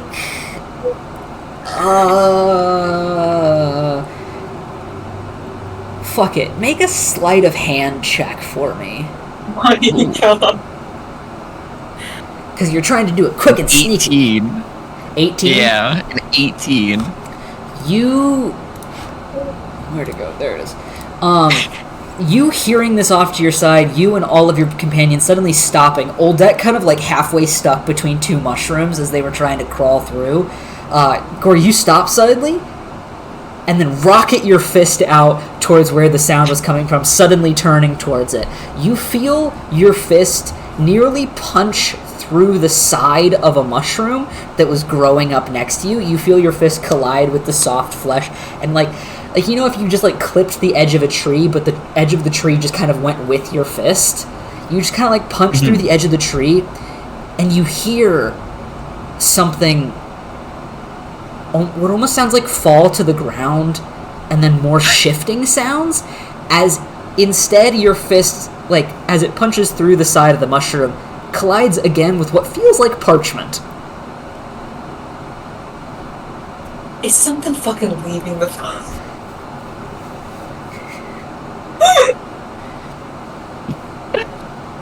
He's gonna bring it out and look at it. You pull another piece of that leaf-like parchment from behind the tree mushroom thing that you had just kind of punched a hole in slightly, and you see that it's another piece of leaf parchment with what maybe is just like one word at the top and another drawing beneath it. This time, though, instead of like tunnels that you think maybe, this one is much clearer, as what is beneath it is a large storm cloud with lightning coming down from beneath it.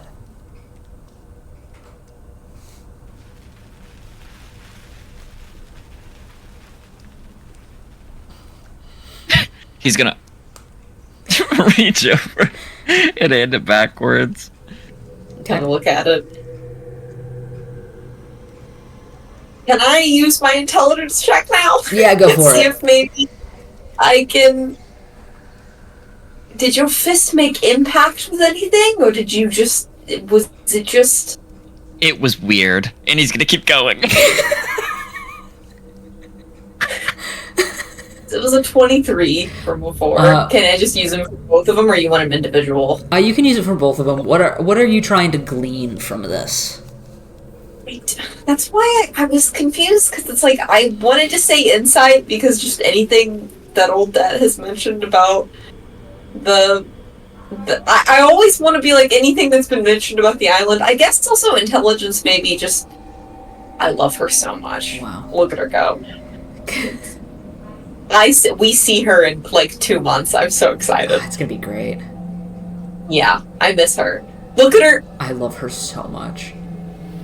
God, she's so tired, Tyler. Oh my god. Oh, so from like the way that the I guess the path has been going, or since they've gotten down here, if there's any commonalities, I guess also maybe looking at the words. I know he looked over the language a great deal. Obviously not something you can learn in a single day, but I guess anything looking familiar, anything that I can't talk today, I'm really sorry. It's like that.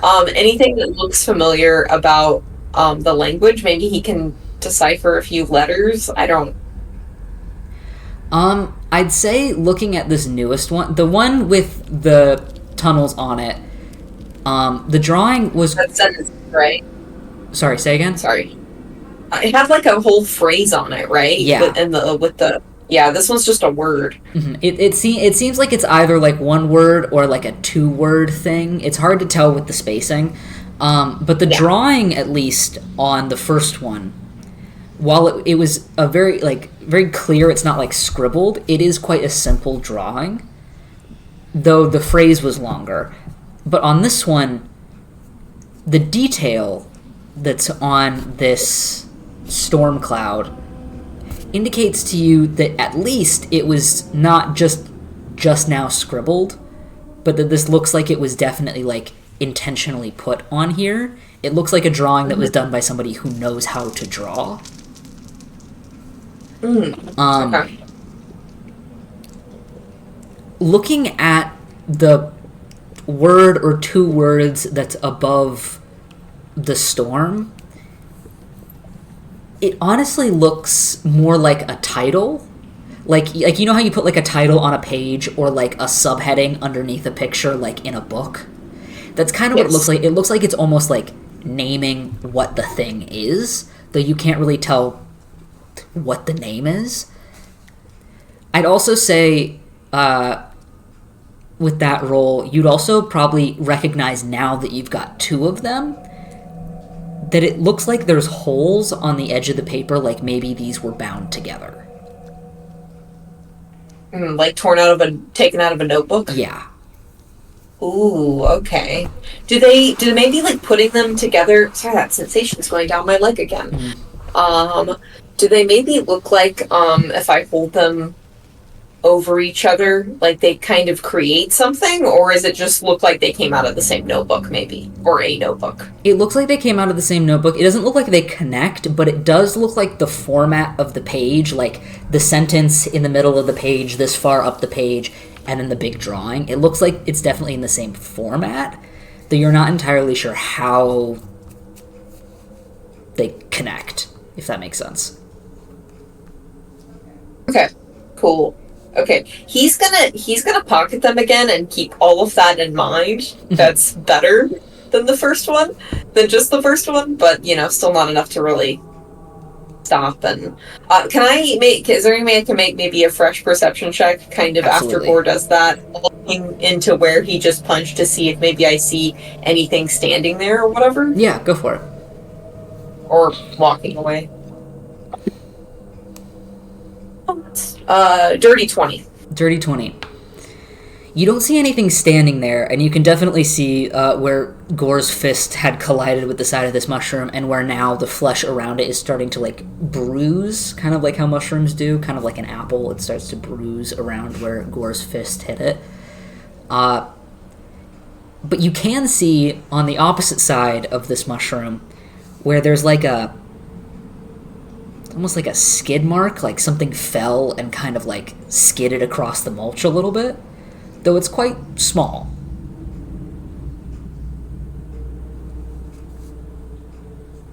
Interesting. And that's near where Gore punched Yeah. the fucking air and the fungi. Okay, cool. Okay.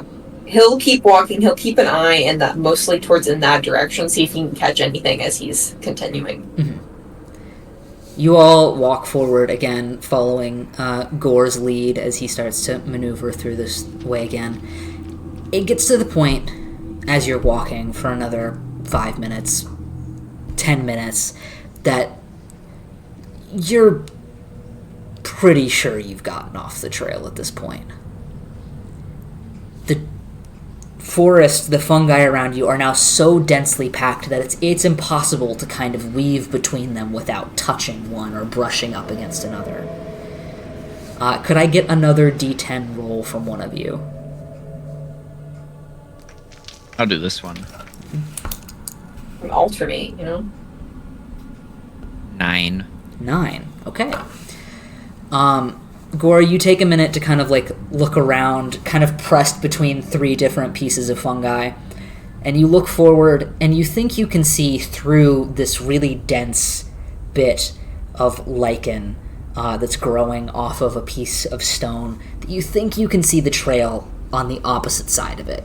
You'll have to kind of climb over that bit, but you think you see the trail over there. Or we'll make my way that way. Arathar, what was your perception check again? I'm sorry, you just said it and I just forgot. Dirty 20. Right. You all start to make your way over towards where Gore had seen the trail ahead of you. And as you're starting to climb over this huge piece of lichen growing over the stone, Arathar, you hear that noise again? And hearing it before anybody else, you immediately whip your head over to where it's coming from. You can see across where you're about to sit onto the trail, and kind of through the branches, I guess, of these mushrooms, you can see movement. And the small, like, little rotund body of another mushroom-like creature with 3 different stubby little legs, almost like tripod style, and spots all over where its face should be, and it's peering out through the other bits of foliage, and then immediately ducks away, and you hear that grinding sound again. He's gonna nudge Oldette and turn and go towards that. You kind of climb over Gore, who is trying to get out of the way and onto the trail, and you suddenly jump down onto where this is definitely actually a trail this time, and rush over to the side where the creature had just disappeared. the forest gets really dense again at that part, and you start to peer through that area. Oldet immediately starts to kind of rush after you. Gore, I'm assuming you follow. Having suddenly been kind of kicked and climbed over by two people.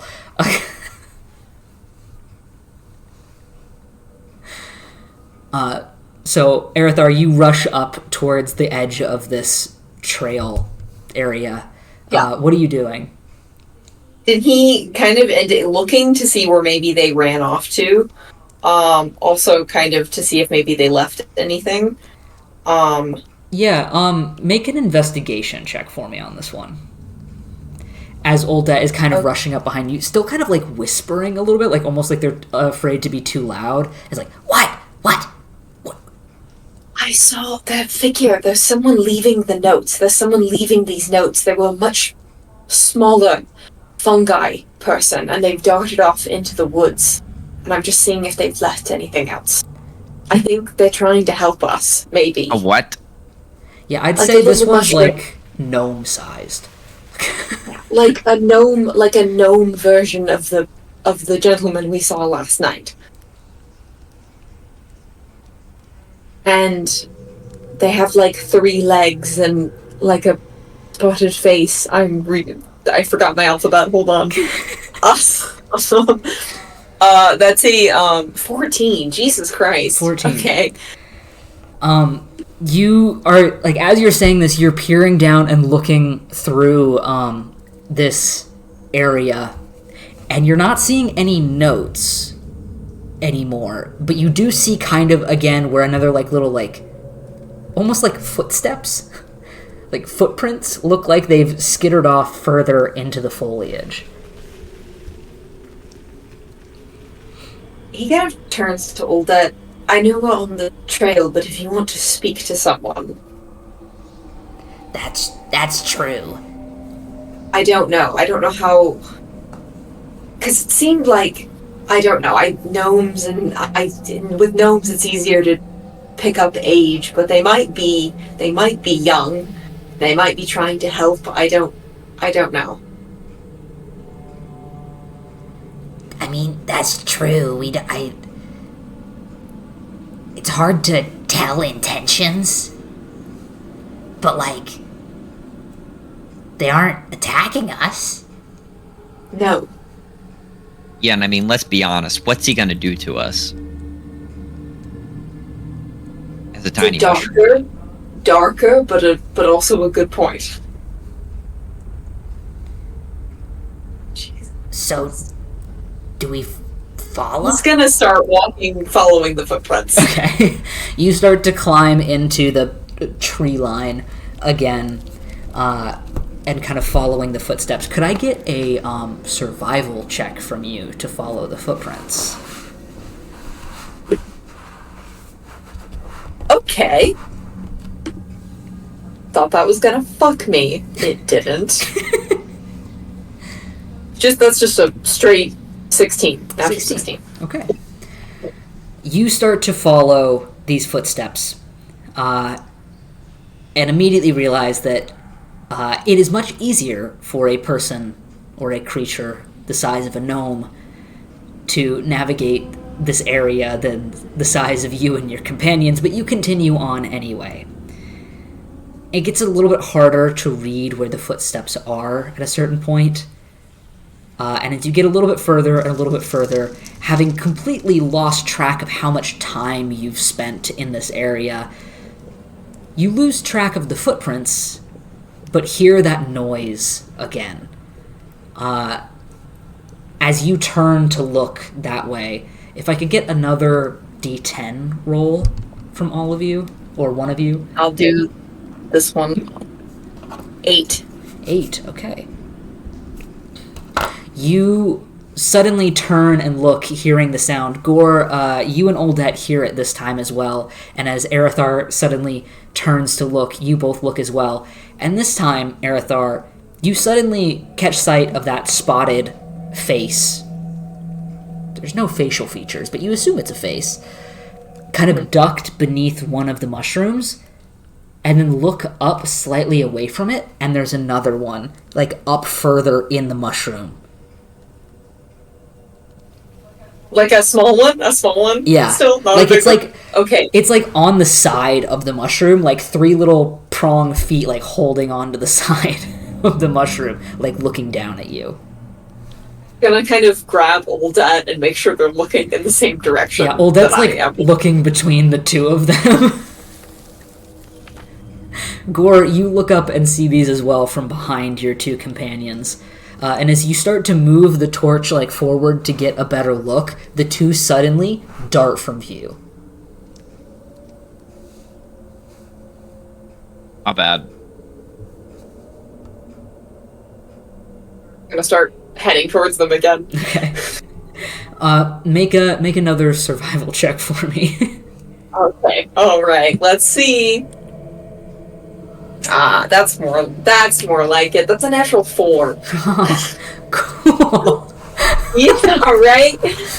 You start to rush after these 2 creatures again. You see that it looks like they kind of went in different directions, so you have to kind of make a quick decision on which one you're going to follow, but you eventually continue after one, and again weaving through these mushrooms and over these stalagmites over and over and over again, to the point where you have no idea where you are. You've lost sight of the edge of the room, and you're not entirely sure where the trail went. And you don't really see the footprints anymore.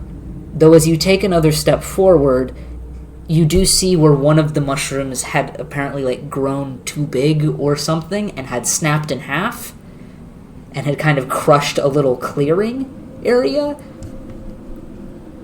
And I'd say it's pretty easy to see that there does look to be more parchment over there. Okay. We'll go over there and at least grab that. You kind of walk over to where this mushroom had fallen and crushed other things, as Oldet kind of lingers back with Gore as they continue to follow behind you.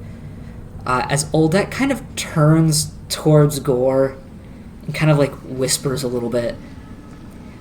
What do you think of all this?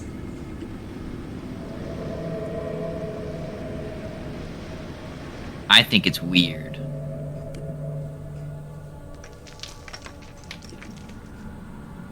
Are we lost? I think we might be lost. Oh, definitely. As he's... Oh, go ahead, sorry. No, they were just gonna kind of nod and continue forward.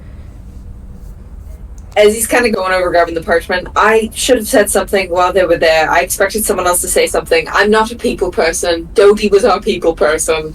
I don't know what to say to 2 mushroom people we find in the woods. Sorry about that. We're lost now. It's a problem, but we'll figure it out. I apologize. So we think they're friendly.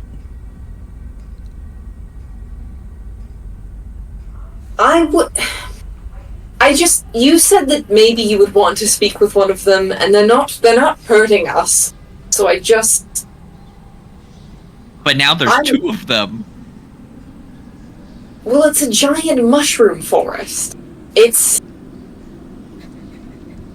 There's probably going to be more than one mushroom person walking around. There was a giant one that wasn't in the mushroom forest. We can shift our priorities now and just focus on the path.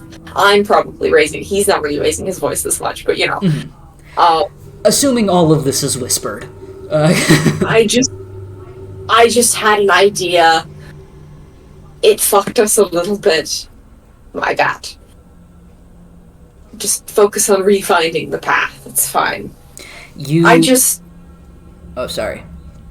No, go ahead. I was gonna say, you continue talking as you as you grab these pieces of parchment and flip them over, and it kind of stops you a little bit, as there seems to be 2 down here.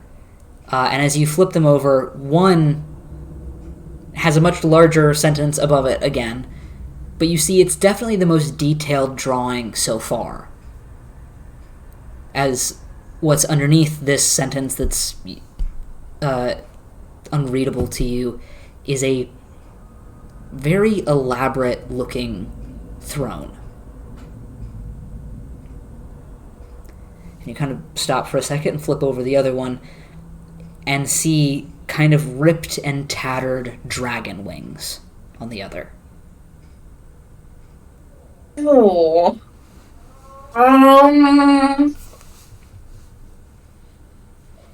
And show to all that. We should probably find the path. Yeah. Yeah. Make a perception check for just, or start, Yeah, make a perception check for me. Yeah. Gore, would you also like to make a perception check? Yes.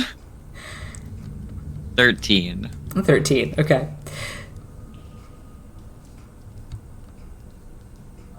Oh, I gotta make a perception check, sorry. He's trying to trust and be nicer, and this is what happens. It's a 15. 15, okay. 13 and 15. Okay. You both start to look around and continue walking towards what you think is the opposite side of this cavern from where you started. As you start making your way that way, it's a little bit easier now that some of the other mushrooms have been taken down from this one falling. As you start to make your way that way, if I could get another D10 roll. Is it my turn this time? Yes. Yeah, I think it's your turn. 6. 6? Uh-oh. I'm just double checking. Okay. Okay. You continue on forward, and there's a couple moments of the three of you kind of spaced out, looking, trying to see where might be the best before one of you calls out, I think it might be clearer over here, and then you move on, and having to do that kind of a couple times over. There are a couple times where both of you, Erithar and Gore, hear that sound and turn just to see the barest edge of something slipping out of sight. And it happens frequently enough that you're starting to think that definitely wasn't just one of them, and it might have been closer to 3 or 4. Oh my god. Alright, this is great. This is great. But you continue on a little bit further, and a little bit further, and eventually, Gore, you're kind of like halfway crawled up on top of a stalagmite when you look over the edge of this like slight hill, and you can definitely see what looks to be a path. You kind of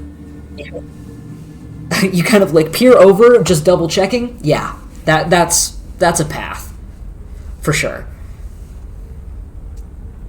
Thank God. People go in that direction. You crawl over, kind of motioning for your companions to come with you. And as you kind of finally step down onto the path, you can see how it starts to snake ahead of you, getting narrower in places, but still definitely continuing. Up until what looks to be, it takes a sharp right turn further ahead. It still looks like it continues, but it definitely takes a massive turn. Are we continuing like a single file thing? Mm-hmm. Yeah, Gore's back to leading. Okay. Yeah, very little. You continue on forward, kind of keeping an eye out and an ear out for any of those sounds or those little guys that are rushing about. But you continue forward. And Gore, you're kind of like looking around as you hear another one of those little sounds as you step forward again to where the path suddenly takes a sharp right turn. And as you do so, your foot seems to press onto like a smaller mushroom or something, and you look down and see it's just another dead mushroom that's rotting on the floor, turning into mulch. But it does make you look up and suddenly see a clearing surrounded by small like mushrooms, almost like a one of those like little fairy circles, you know, like the toadstools that make a fairy circle, almost like a little mini fence around this large organic shaped clearing covered in this mulch stuff again. Though now, as you suddenly look up and see it, you also realize that there are shapes halfway embedded into the mulch. You see the outline of a hand, and then the outline of someone's shoulders, and you realize, almost like a garden, there are several people planted into the mulch here. You see immediately that each one of these people looks to be made of plants and vines again. Face shape kind of hard to distinguish due to the strange features you're not entirely familiar with. Though you can see that the green hue of their skin has definitely faded into more of a grayish tone. Though you can definitely tell these were people. Though also by the look of them, they also appear to have been older. Though it's hard to tell as they're, again, partially planted into mulch. Arithar, you start to round the corner as well with Oldet as Gore has suddenly just stopped in his tracks looking at this.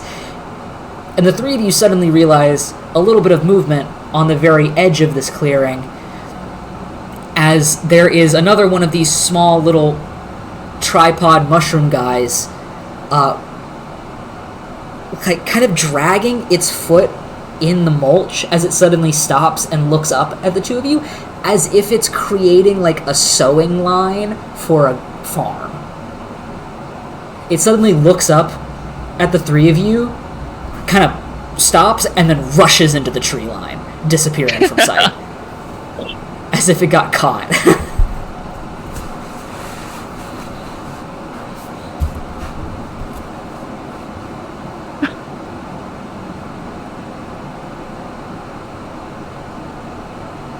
So. Oh wait, is there a way to go?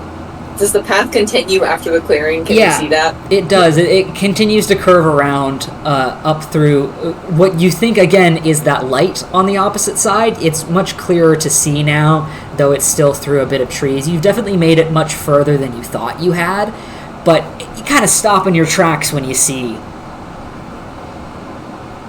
that. Yeah, that makes sense. Can I make my way around it and not go in the circle, or You can. okay, he's gonna do that. Okay, you start to kind of slide along the edge of it, kind of making your way off to the side. And who had the higher roll? Was it Gore? I know it was like really close. One of you had like I a did 15. Gore, did you have a 16? I don't remember. Was it for the perception? Yeah. If it's the one I still have here, it was a 13. 13. Okay, so then Arithar. As the three of you start to move along the edge of this area, you do kind of take one more cursory glance back at the patch of people. And as you do so, you see that the body closest to the edge where you're about to move away from it, a hand isn't fully embedded into the mulch, and in that hand it seems to have gripped a couple more pieces of parchment.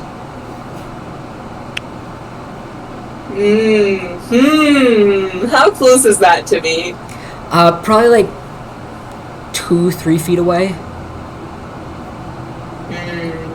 Is it close enough to where he could just swipe it?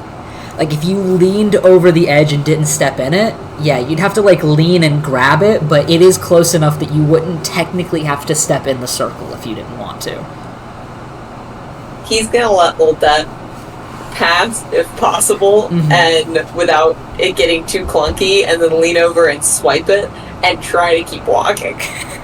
Okay, Oldet kind of, like, starts to move past you as you start to slow down, like, a little bit confused, like, looking back towards you a little bit, as you just very, like, swiftly, like, lean down and, like, snatch it from the hand and try to keep walking. You feel the fingers kind of just like vines just kind of, like, snap and break open as you yank them from the hand, and then turn and take one more glance. Nothing's moving, and you keep walking. Yep, and as we keep walking, he's gonna take a gander at those. how many more there are. There are 2 more. Okay, cool. 1 second, sorry.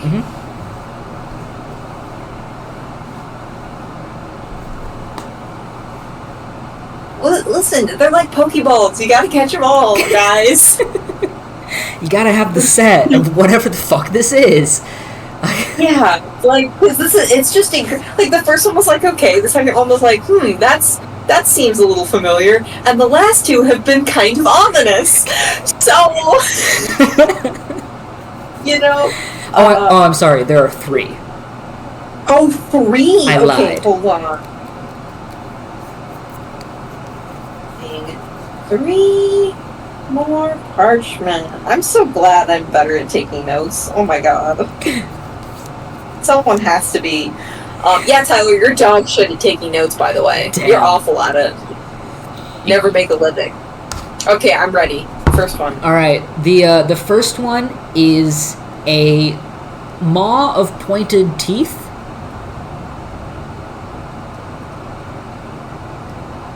That's great. The second one is like a night sky full of stars.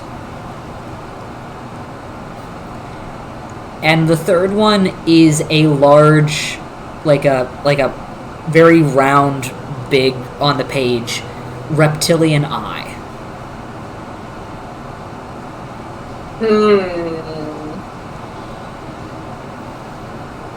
That's great. Delicious. Hi. These don't point in a great direction for one of us. Anyway, continue. Anyway, you all kind of, every once in a while glancing back towards the patch, continue on a bit further until eventually you see that you have, in fact, reached the end of the trail, and you can see the opposite wall of this huge cavern structure. And you do see the light emanating from another one of those oil canteen things off to the side that does still seem to be burning. It's quite a large pot of oil, so you imagine it lasts for quite a while. You also see where it turns into another smaller bit of cave, and eventually further down, it turns again into a tunnel. You have seemingly made it through the labyrinth of mushroom forest, and are back on the normal part of just tunnel.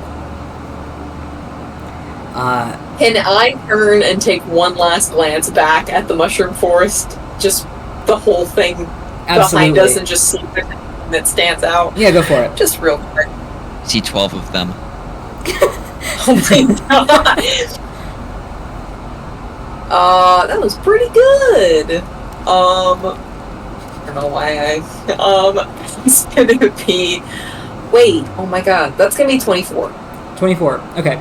You turn back, looking out over this forest again, and you can see with that roll a bit further down in the middle of the forest, you do see every once in a while one of the mushrooms like shift slightly as if it's been bumped into across a couple different portions. And as you look back down towards the trail out towards where that garden patch thing had been, you do see one of those small little mushrooms walk into the middle of the trail and seemingly stare up at you. Though you also see that part of its like little mushroom head does seem to be like, not like rotting, but like has like become like slimy and is dripping in a certain place. The kind of spots across its face turning more of like a black color instead, as it kind of looks up towards the three of you and then backs into the forest again. He's got the yick. But it's about what you see.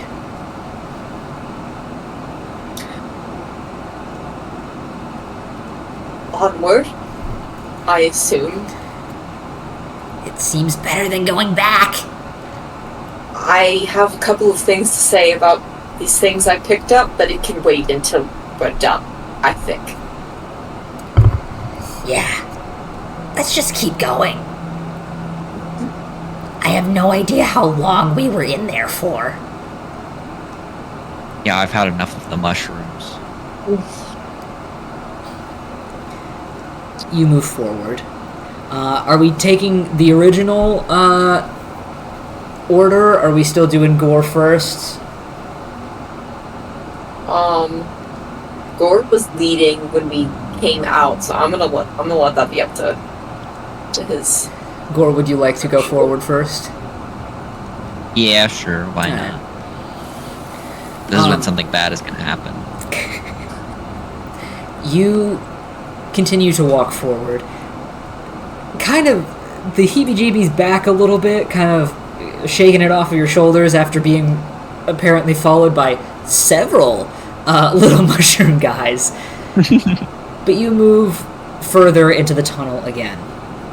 There's quite a bit of just walking that I'm not really going to describe out too much as you guys continue to walk and walk and walk as the tunnel turns again into these small like little cavern areas and then back into rough carved stone, clearly making whatever path you could have taken much more clear. It also gets a little bit more echoey in places, but you continue on forward. Is there anything you guys are doing as you're walking, just continuing down this blank tunnel? No, Really? Alright. she has something to say. Yeah. Oh, look at her. I love her so much. I love that cat. Hold on, can you speak your mind? Can, oh. I don't think it's coming through. I heard her Can you yap growl for over- Can you yap? Just breathing? I Okay. can just hear her like, She's just breathing. Anyway, you continue walking, and walking, and walking, and it's gotten to the point where now you're no longer on edge, and more so annoyed with, this walk seems a lot farther than you thought it would be. Like, Yeah. the distance between the edge of the land and the island didn't seem this long, but you continue walking anyway. And it's about at the point where you're about to be like, okay, hold on. What the fuck is happening? When you see light ahead of you again.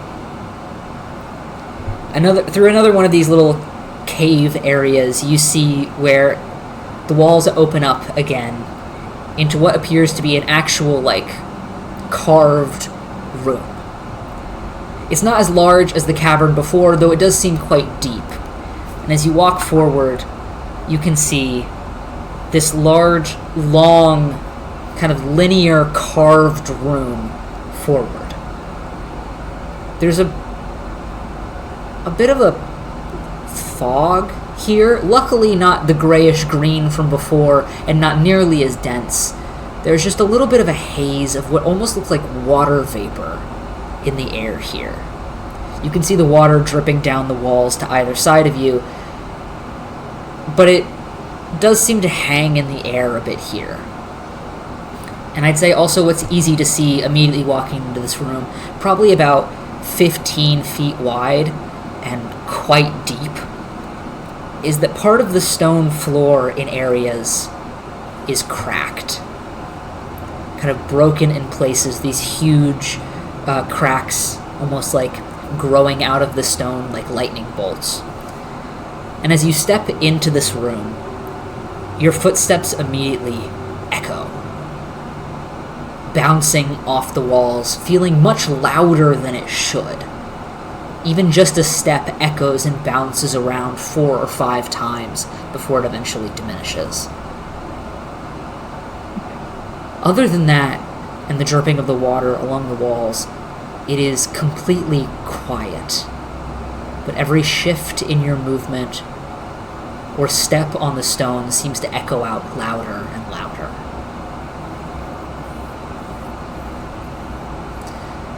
I'd also say you guys notice at the very end, way down this room, this long room, you do see a large bit of light though it's hard to see exactly through the haze and the fog here.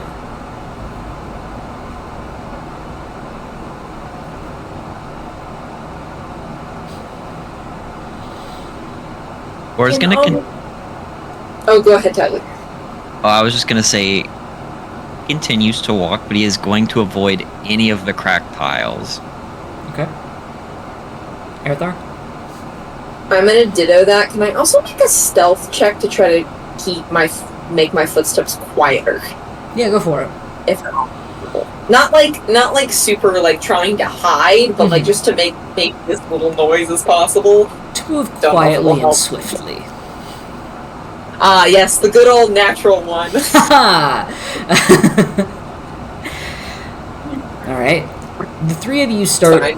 to move forward again. Stepping into this room, each footstep echoes, and the echo seems to echo to the point where it's getting deafening in this room. Gore, you start to navigate around the cracks in the stone. If I could get you to make a investigation check for me as well.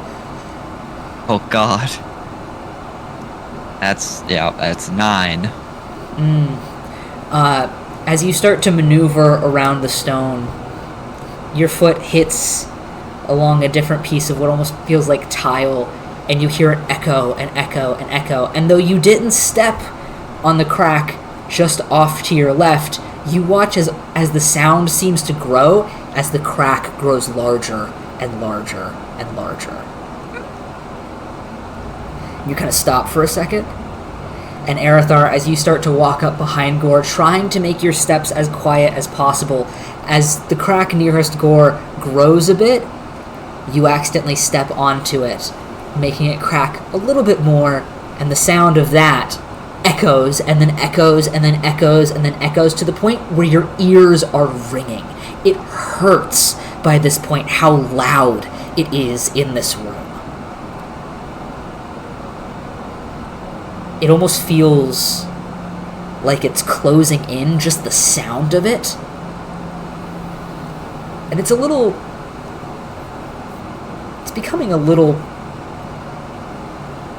not only painful but overwhelming. Like you almost can't think, it's so loud. What are the two of you doing? He's going to immediately cover his ears and continue to walk. Okay.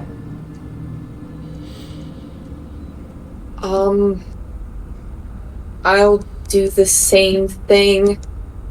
I don't have anything useful. Okay, yeah, I'm gonna say just do the same thing and keep walking. Okay. Can I make an investigation check, maybe for kind of, at least for me and Gore, and kind of if he starts to step on something, kind of sway him in a different direction? Yeah, make an investigation check. Yeah. Well, we're not going to use that dice anymore because that's the second natural one this session. So, that dice has been like mostly pretty good this session. I've stuck with it. It's rolled bad a couple of times, but this has done it. Yeah, it needs to go to Dice Jam. Sorry. Yeah. Oh. You all continue to step forward. Oldet kind of stepping in the places behind you guys, trying to keep as close to you as possible without crowding your space, though they have, like, folded their ears down against their head and are, like, tucked in against themselves as you all continue forward. Gore, you take a couple more steps, kind of trying to keep your balance on the rickety floor while also holding your hands over your ears.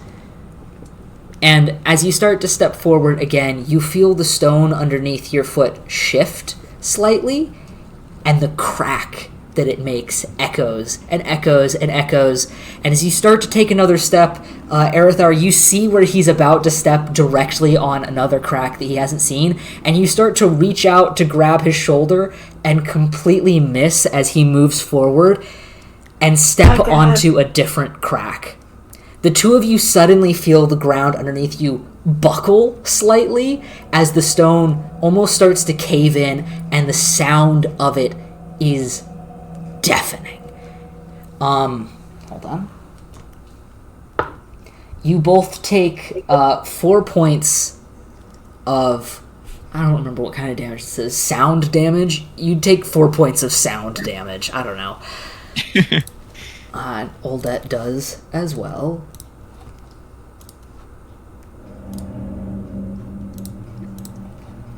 Where are you? There you are. Okay, 4. There we go, it's fine.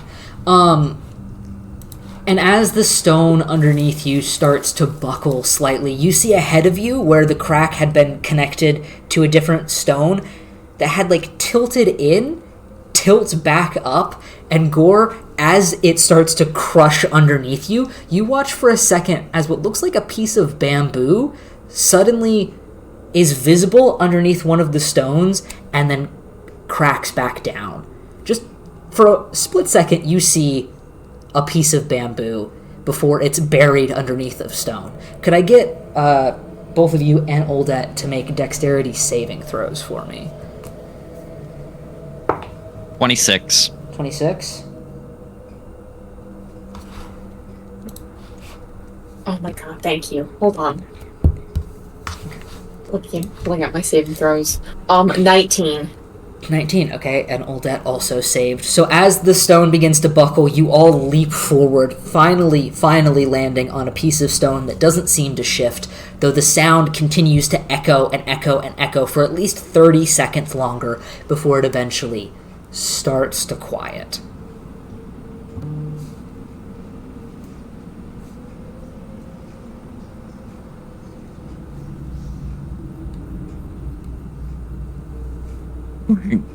Guess we're gonna keep trucking. Gore, could you give me what do I want this to be?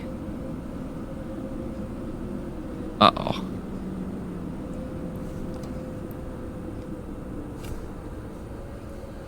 We'll do insight check. That's really the only one that makes sense to me right now. A 0. 16. 16. That piece of bamboo is kind of standing out to you a little bit. And you feel like you just saw something made out of bamboo the day before.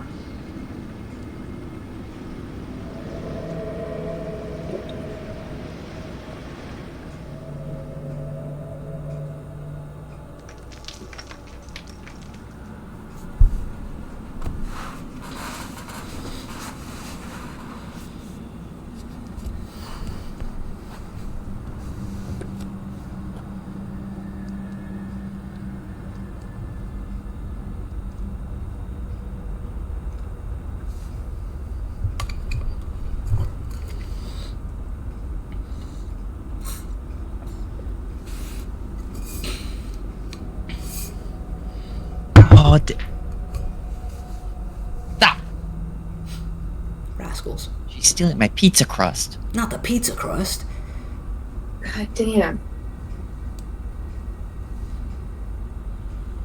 My notes for this are bad, but I see it. Did he take it, or was it the bookshelf? Took it, right? Mm-hmm. Okay, that means it might be in my inventory.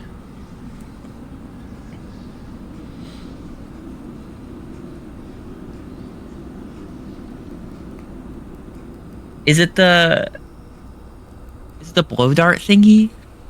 No, it's a different thing. God, the way I don't have bamboo written down a single time in last session's notes. Is it the one? Is it?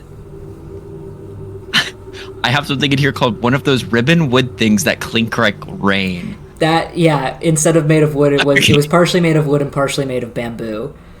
Okay. I have. Those are two different places both of those information came from. But yes, you do suddenly remember that thing. Okay. Oh. This is gonna be so weird. He's gonna bring it out, and he's gonna use it. You suddenly stop in your tracks, Oldet almost bumping into the back of you, as you suddenly root around in your bag and pull out this bundle of wood and bamboo woven together with vines, and then suddenly let go of the end of it, and you watch Erithar as it flings down, and for a second there you're like, oh god, it's gonna make sound. And then as the pieces of bamboo seem to move over each other, it starts to make this rhythmic, almost like rain sound of clinking of wood. And as it starts to echo over the stone around you, and it starts to grow louder and louder and louder, it reaches a certain volume, and then as the sound continues to emanate from the thing, it stagnates. The sound around you now really, really loud, but not painful, as the sound continues and continues and continues and continues at one steady, loud volume.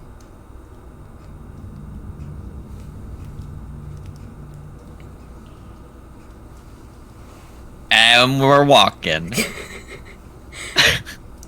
The three of you push forward, feeling the ground underneath you seem to vibrate with the sound that the bamboo is making, though never quite cracking.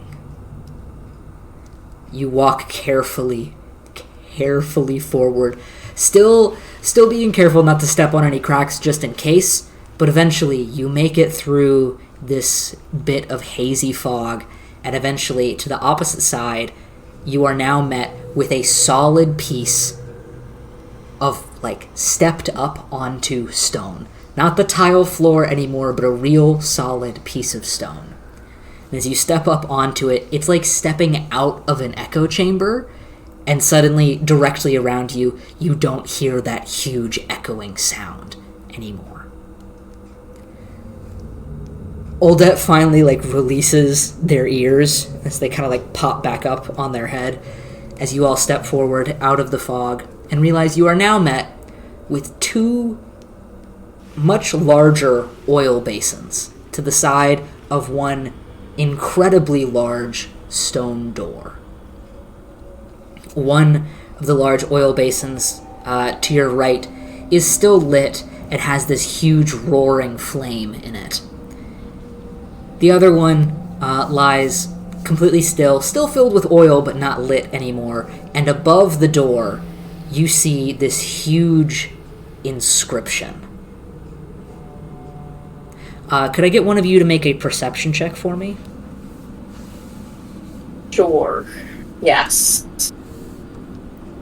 Okay. 18. 18. Okay.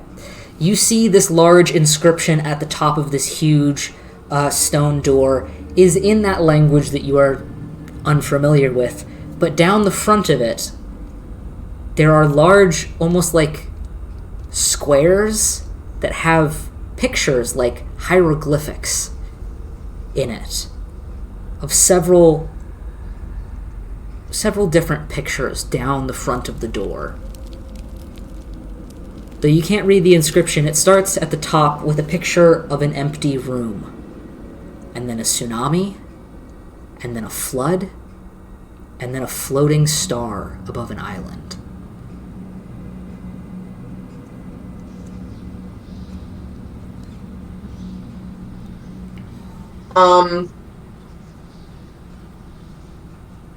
Empty room. Tsunami. And then a flood. And then a floating star above an island. It's one of those, like, you know when you would draw like little like sparkles as a kid where it like points and then whoop down? Yeah. It's like one of those with extra points floating directly above an island. And can you tell me what's on the situation with like the oil, the lights on either side again? I didn't get that written down. Yeah, I'd say he probably like steps up closer to look at it too. One side is a much larger oil basin made out of stone and metal that is burning and has this big roaring flame in it. But to the other side, as he steps a bit closer, it's the same oil basin, still full of oil, but it's not lit. It's laying there, just oil. It was an 18, right? You rolled an 18? Yes. I'd also say he notices as he starts to approach this unlit oil basin that there is a, like, stone chisel laid next to it, and it looks like on that wall, just barely carved in very haphazardly, there are sentences. And you start to realize each sentence is the same length, but in a different language. Each language is different. Is there one in Elvish, Celestial, or Common? I'd say you start to approach, and Oldet probably follows. Before I get to that, Gore, what are you doing looking at all this? He's just taking a gander. Probably just looking it over. All right. You kind of walk up behind, a bit closer to the door, and behind your companions as well. As Aerithar, you start to look where this seemingly new haphazard carving is, where you see the sentence from above the door carved again in that same language, and then again in what appears to maybe be Draconic, and then again in what looks to just be regular Sylvan, and then again in what appears to be Celestial, though the Celestial one isn't finished, like somebody got interrupted halfway through the carving. Nice. Though the Draconic one is still intact. Oh yeah, that motherfucker can speak. You can speak Draconic, right? He Can't kind of, yeah, can't read it. Sorry. He's gonna Gore. What's up? He's gonna point at the Draconic. What does that say? Oh. He will read it. It says, "Empty paths lead to destruction, where false deities are left to wait."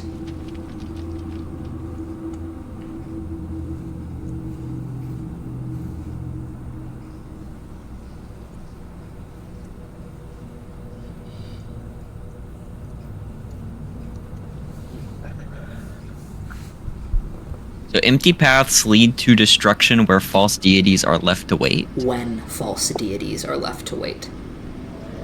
When false deities are left to wait. Empty paths lead to destruction. Release. When false deities are left to wait. My back.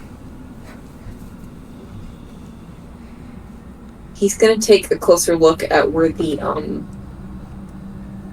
hieroglyph, kind of the images are. Does it look like anything can be inserted in those slots? Like, make an investigation check. Because my brain is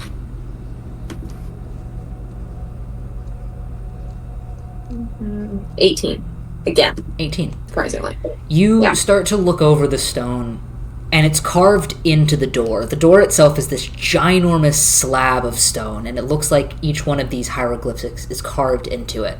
And you start to pull along the edges of it, trying to see if any bit of it moves.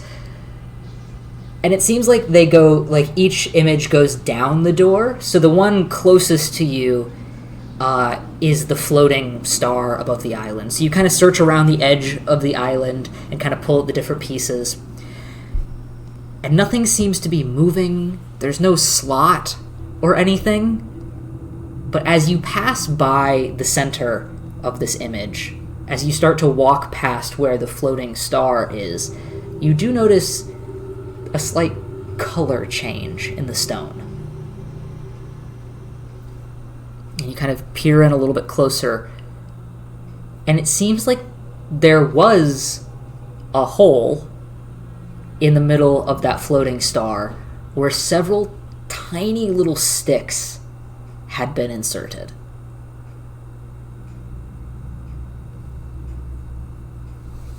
So the color change, is it like yellow? Yeah, it's like you almost didn't notice it because of how small it was, but instead of stone, there are tiny like wooden sticks sticking out of a hole in the stone.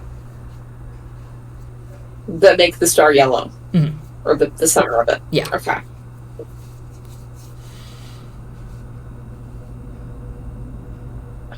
Okay. The drawings that he found, did those have any color in them? No, they're just ink. Ink. Okay. Oh, I'd also say that he would probably also see, with an 18, I think, he'd probably also see, like, the remnants, like, almost like little splinters of wood at the bottom of the door, like one of the sticks had been moved. I'd say with an 18, you probably get that. So it's, like, loose at the bottom of the door? Mm-hmm. Where the sticks Okay, are, it he'll looks pick like, it up. yeah, they could be moved. Wait, were they inserted or on the ground? Yeah, it looks like you know, like a carved piece of wood, how it's kind of like frayed at the edges, and if you if you moved one of the sticks, it looks like it would probably drop one of those shavings onto the ground. So it looks like the sticks have been moved recently. Okay. Okay. Can I make like a sec? Can I take a Tyler? Were you gonna say something earlier? Gore's gonna probably do something not good, so I would.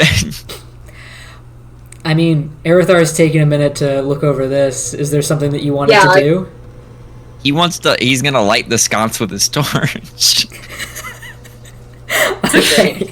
Aerithar, as you're starting to look around this and you see the wood shavings and you start to bend down to pick one up, because I think that's what you were about to say that you were going to do. As you start to look around and you see this different color change, you suddenly hear Gore's feet just kind of like grind against the stone as he kind of like shuffles up to the thing next to you, and you turn and look as Gore looks at his torch, looks at the oil, looks at the torch, and then just as you watch it just turn to flame again. As you kind of step back a little bit, not to singe your eyebrows off as it suddenly goes up in flames, you watch as the sticks in the door are suddenly ejected and fall out to the ground, as you realize what were in the door were matches, and the stone door begins to grind open. Oh my god.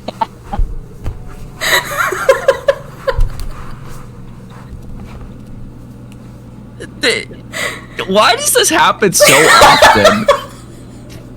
It's so great to me. Just kind of fully takes a minute, looks over to Gore. That's probably for the best that you did that, because I would have gone insane standing here trying to figure out something that just didn't. That's great.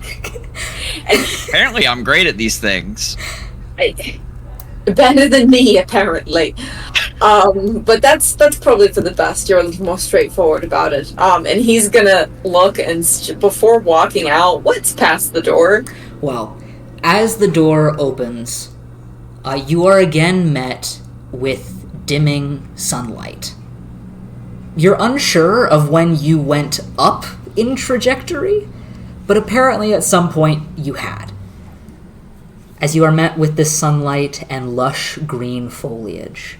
Though instead of direct, broad, open air, you are now standing in front of a beautiful, yet simple, geometrically complex stone hall. For reference for the players, it looks like one of those like Roman pavilions, you know, that are carved from but it's carved from the inside of like a hollow mountain. That's kind of what it looks like. The outside still remains the walls and the shelves of this hollow hill, kind of this stone mountain of an island, but inside, the rock has been cut away in geometric and organic forms. This appears to be like a main entry of sort, like a congregation space. Pillows now thrown and covered with dead leaves that fell from the vines above are littered across the floor. And once surrounding the center, where you can see several other colored pieces of stone have been inlaid in almost like a tile pattern. And beyond that, a makeshift carved staircase leads off into an opposite side to another closed stone door. As you start to step into the space, you can see that the sun is beginning to set outside off on the horizon, and long shadows are casting over what seemed to have once been a sacred space. You now stand in what appears to be the entry of a sort of temple built within the hollow section of this small stone hill. Stepping forward, you can see where there are pillows, like I said, off to the side, and this intricate tile floor. And beyond that, you can see where the windows of this space are just open holes in the stone that Gore had seen before, with small little balcony areas. You have seemingly made it through whatever tunnel that was, and have made it to this center island. As you step forward into the setting sun rays, you hear the slight bit of humming again, though it sounds farther off. You've apparently made it to whatever this is, though if the staircase is any indication, you're not quite done. I feel like that's a pretty good place to stop for tonight. If you've got more, I would be willing to go a little bit longer if you have a better stopping point. If not, completely fine. I think that's probably the best stopping point. Honestly, now that I'm looking at my notes, I have a feeling that my next section will kind of be a long one, and it might be closer to like 5 hours than 4 hours, so maybe not. Okay, cool. Okay, I just know you said you wrote more, so... Yeah, that all went much swifter than I thought it was going to, so I think the next bit is going to drag a bit, so I think that's a good stopping point. Okay, cool. So, cool. We're about as far as I intended us to be, so... Alright. Oh, and thank you to the person who left a comment. I'm just now seeing it. We appreciate you. If you're still here, I don't know. But I think that is where we are going to end it for tonight. And we'll be back with... What's the comment? Oh, sorry, I got distracted by the baby. Somebody saying that they found our channel recently and they really liked it. Hey! Oh. And that they'd, like to see more long term or something. Anyway. Oh, hell yeah. Thank you. Hell yeah. We appreciate it. Oh, the baby. Sorry, I keep getting distracted by the baby. I love her. But, yeah. Fun time. You guys made it through the tunnel. Yes. So, fun time. We will be back next week, I think. So. Yes. I should be good for next week. Yeah. Yeah, I'm good. I'm good for next week. Sweet. Alright, well, we outie then. Thank you for anybody who's watching. Thank you. Bye.